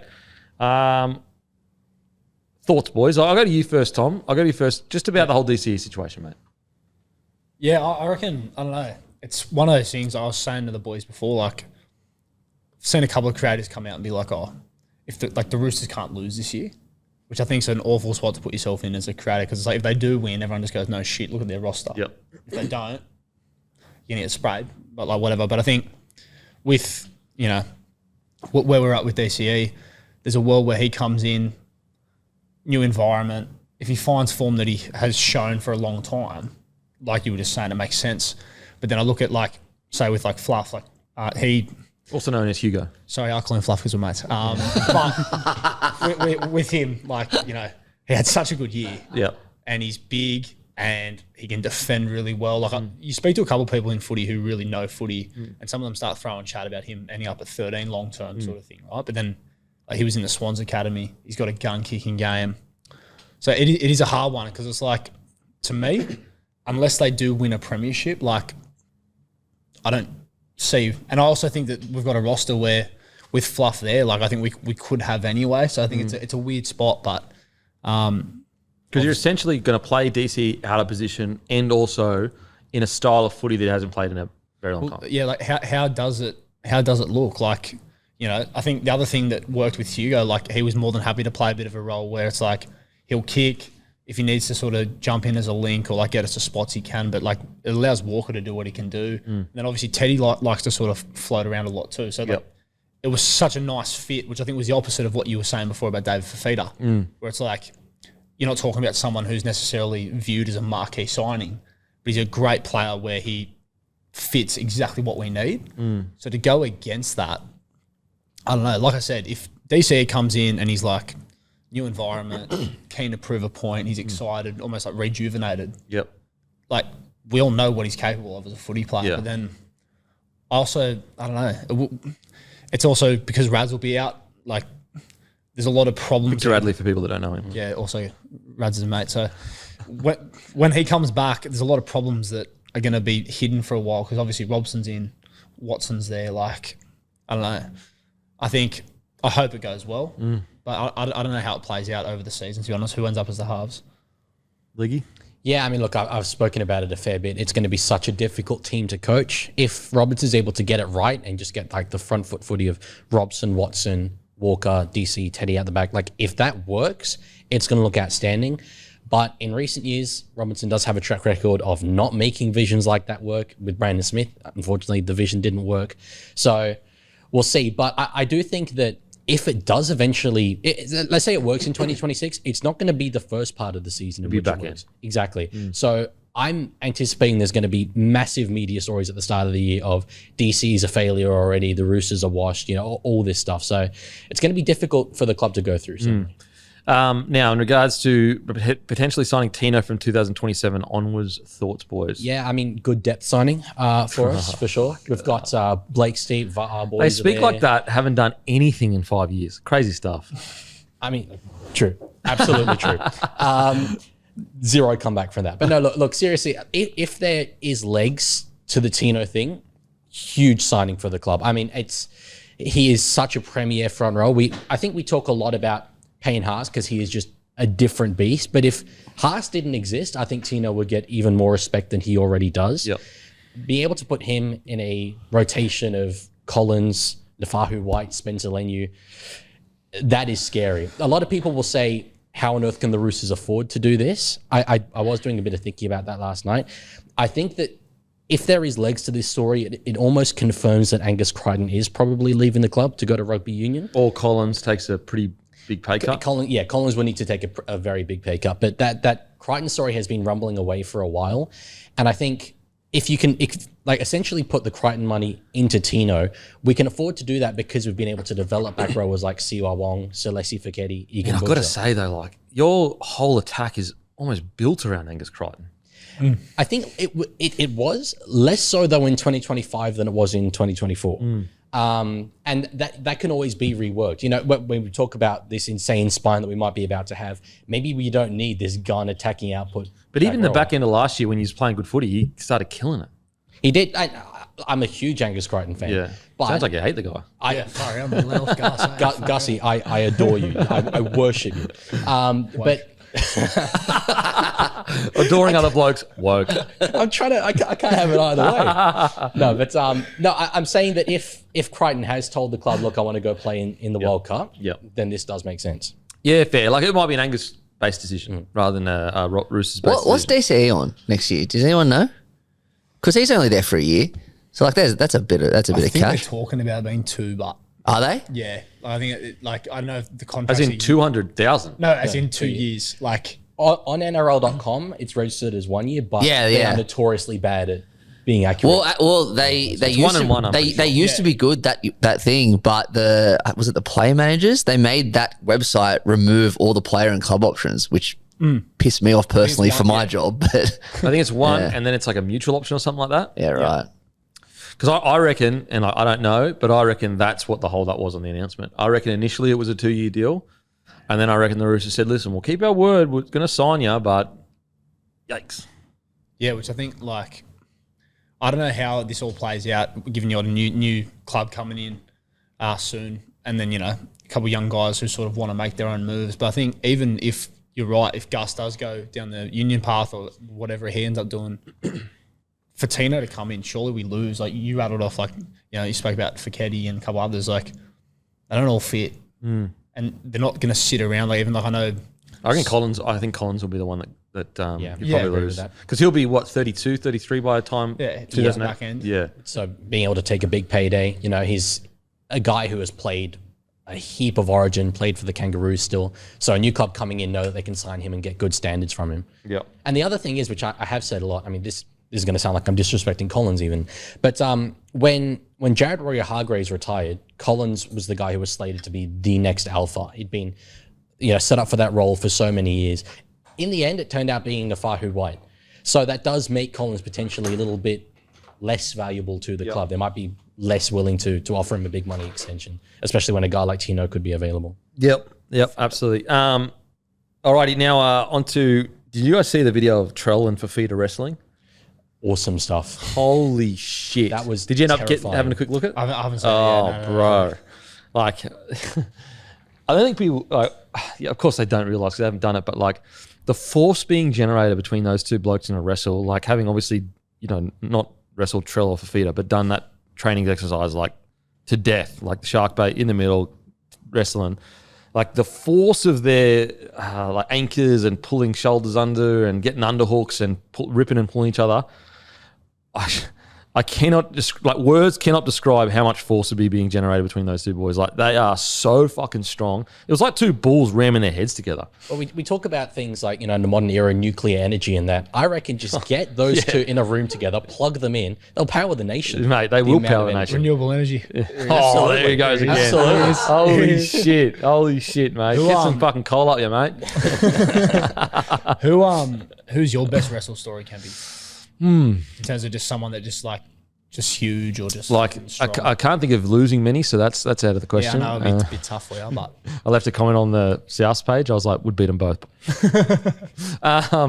Best wrestling story. I remember me and Darbs used to have Darius. You call him Darbs because he's my mate. your mate, yeah. Darius Boyd used to have some good wrestles. He was a bit bigger than me, so like because I was like 82 kilos. I was one of the smaller ones. Like wrestling wasn't my thing. But I remember this one time, and he would usually win them because he was about 95 kilos at the stage. I was about 82, 83, 84, I guess, in preseason.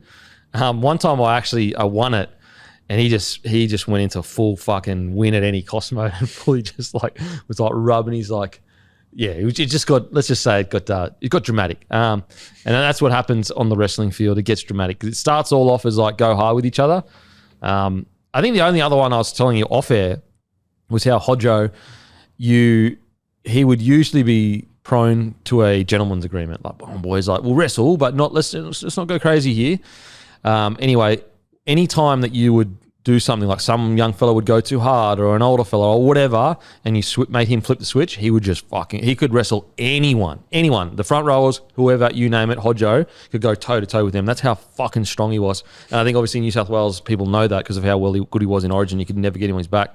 Yep. The one story I guess I have with Hodjo is, so Wayne Bennett, once again, so he did it with Webke and he did it with Hodjo. At the time, I didn't know what was happening, but I think he was just seeing if I was like soft or not. I'm clearly not fucking hard as come. Not really, but it's first year in first grade, and I just always thought you train as hard as train as hard as you can. That was because I came from soccer. There was no like need for a gentleman's agreement because it was just like as hard as you can all the time. Whereas in league, like if you're going as hard as you can all the time, you will injure your teammates. It's really that simple. It's almost like sparring for boxing and MMA and that. If you spar a full pelt all the time, you're going to injure. Anyway, so he runs relatively hard, but not crazy hard. I get under him, pick him up, put him on his back. Bro, the next 5 runs, he was bumper bars up, just fucking into me. My shoulders were absolutely destroyed after that, just getting bumped on me back, just going, what the hell's going on? And I just didn't realize the etiquette, the social etiquette of first grade training, especially like the thing that was so offensive about what I did is like, bro, you're small. Fucking relax, bro. Like, whereas if it was a big dog, it's like, okay, you're a big dog. That's what you do. Like, you do it on the field, you do it off the field. Because it's so offensive for me, it's like, bro, you don't do that on the field. You don't do that when we go hard. So why the fuck are you doing it now? I didn't know that though. I was just like, oh, fuck, Wayne Bennett's making me tackle Justin Hodges. I'll just, I'll just go hard. Anyway, mistake made. Lesson learnt. The great Hodjo. It's truly one of the most, he's rated, but still one of the most underrated centers of all time. Well, I think he's overshadowed by the likes of Greg Inglis and all that stuff. So a lot of people do end up just, putting him number 3 or number 4 on that list. But geez, he was amazing. Like, tell me an Origin series, like maybe I think it was our first one or something, he might have struggled a little bit, but like most Origin series, he was one of the best players on the field. Yep. Yeah. Sydney Roosters legend, by the way. Oh, him and really tongue on the edge there with the rat's tail. 100%. Unreal. Honestly, Justin Hodges would get the ball at dummy half and everyone knew what he was going to do. He was going to come out, it was going to be a big right foot step, and then he was going to plant a big fend into someone's chest. And it didn't matter that even the people watching knew. It didn't matter that the defenders had watched thousands of hours of tape on it. He did it every time and he nailed it. It's crazy. Absolutely crazy. So good to be able to say, played with a guy like Hodjo. Just that those guys that came through that era, like they were so excellent. They had no time for anything less than the best. Like they were almost offended that you weren't one of the best. Like it was almost like if you aren't going to fucking go balls to the walls to be the best you can be, get the fuck out of this locker room. And they would say it to your face. They would literally say, oi, I'll fucking get you dropped in 2 weeks if you don't fucking start playing better footy. Is that why you didn't last at the Broncos? Oh, Leaguie. I didn't last, mate, because I had my heart broken. Oh, now I feel bad. Damn. No. No, it was a great environment. Like, I think the biggest thing the biggest lesson I learned from that as an 18-year-old, 19-year-old was just this is what is required to be the best of the best. I'm not saying I was the best of the best. I was around the people that were the best of the best. I was just fucking old mads for the cunts. That's what it's required. Fucking dogs that will bring the dog out. Like there were fights at training. They were like, and they did not expect anything less than the best. It was just, and people used to think it was arrogance and cockiness, and it kind of is from the Broncos. And I get why other fans don't like the Broncos. And what I like about this current roster is they actually have a similar vibe of like, we are the best. We don't care if you think anything about it. We're going to go out and do what we do. And so I think that's something that Kevy actually really instilled in the boys of this kind of like arrogant swagger that, we're the best. And a lot of years we're not, but that is kind of the culture and DNA. And look, I always look at the Roosters. There's a lot of similarities between the Roosters and the Broncos, to be honest. There is an air of arrogance. There is an air of ego. But yeah, watching those boys train, it was just on what you said there about the Broncos, like, I don't know if it was just because I feel this way about them, but do you not reckon that sort of shifted a lot throughout that final series? Almost like throughout the year there was a bit of like people wanted to see them not do well. They enjoyed when it was a bit sort of. But don't you reckon, like, it felt to me, at least, like, with my mates and that, like, people that you speak to, that people started to actually get around them? Yeah. I think it was because they were just playing footy essentially the way we all dreamed it would be played. Yeah. Toughness, grit, fitness, dog in them, but also the flair, the beautiful, cutout passes. They just had every ingredient that makes footy great. Whereas, like, and I'm not trying to, discredit at all what Penrith and Storm have done. Like, but there were years where it was just pure grit. It was just fucking grit. Obviously a lot of talent too, but it was just like, we are so fucking gritty. We're just mentally tougher than anyone else. And that is good to watch. There's a pleasure in watching that. But if you can get a bit of both of that, these crazy comebacks in the second half, I think that's what fans maybe were attracted to. Granted, we'll go back to being the most hated team in the competition. That's okay. By February. Second to us, I reckon. We're pretty hated as well. But yeah, so it was sometimes when I look at the teams that I got to play a very short time, as Leaguie noted. Longer than I did. I just feel incredibly grateful. Okay, Trell Fafita. Look, what is scary about watching that Trell Fafita wrestle is like, what can this team be?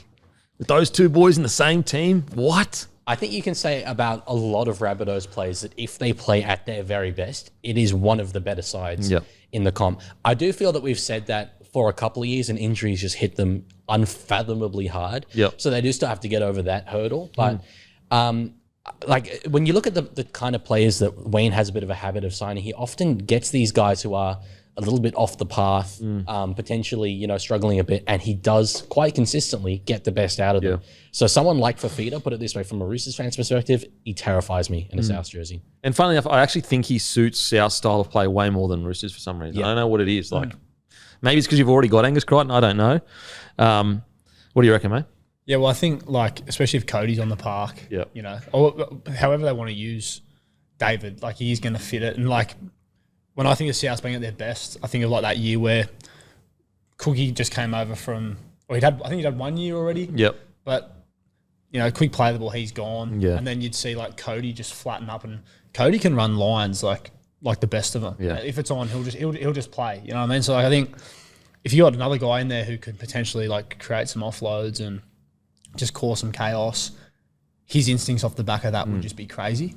So I think, yeah, they do scare me. They do scare me. It's actually the one bit about New South Wales over the last 5 years that yes, like structured footy is good for club footy, but I just think Origin footy is much more about front foot, quick play the balls, get the ball in your hands, make something happen. And I think that they've tried to build a dynasty around Penrith style rugby league, but that's all built on fatigue. That's not built on being like I'm not saying they're not skillful. They're fucking crazy skillful. But, like, it is all based on ball in play being fitter than the opposition. Well, and if they're able to do that, think about the back five that they're going to have. I would have it as Jai Gray at the back, roaming both sides of the field. One side, you've got Alex Johnson and Latrell Mitchell at centre. The other side, you've got Jack Whiten at centre and Campbell Graham on the wing. Crazy. You get momentum. Those outside backs are going to take care of business. So the only thing I would change is coming out of their own end, I'd keep Jai at the back there, but in good ball, I'd always have Latrell at the back. Always out the like, he is just like, he's 3-on-2. Do you reckon there's any world where sort of next couple of years Latrell ends up at 6? I just don't want him making tackles, bro. Yeah. You know, because if I'm playing Trell at 6, I'm sending him 30 tackles and saying, mate. Yeah, from the other team. 100%. Yeah. So do you reckon it'll always be the kind of thing where maybe if he does end up at centre this year, it'll always be the kind of thing where he might defend at centre, but then in good ball, whether it be at 1 or 6, he comes in to sort of get those looks that he's so good at? Yeah, I think so. I think you've just got to – he's a Ferrari. Like, you put him out there and you bring him out to just win the game for you. Like, you don't make him do any shit work. Don't make him do any of the shit heat-ups that, you know, we all fucking hate doing. You're in your own corner. You got to take a scoot. You look up and you've got Fisher, Harrison, Leota screaming out of line at you. Don't make him do none of that. But you want nearly outside of Reece Walsh, and Latrell's done it for longer, a bloke with the ball in hand, you know, in the 20-metre line, like there's not many blokes in the history of the game I'd want more than Latrell. Like, obviously there are some, but not many. Not many. 100%, yeah. So I think that's probably how they'll do it. But I guess we'll see. Alrighty. I think we're done and dusted. Where can they follow you, mate? Tom Jaeger on Instagram? Tom Jaeger on Instagram, yep, that's it. That's the one. You got Facey or anything like that, or TikTok or? I've got, TikTok. Yep. TikTok, same thing. It's just Tom Jaeger, double underscores either side. Okay.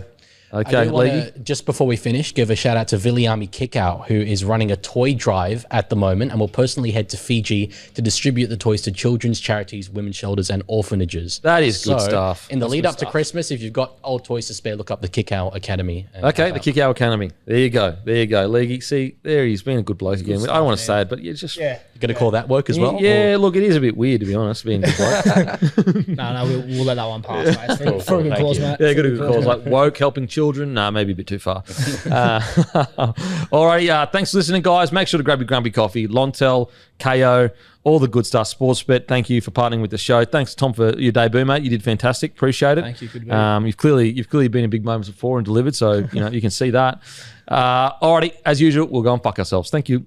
What's gambling really costing you? For free and confidential support, visit gamblinghelponline.org.au.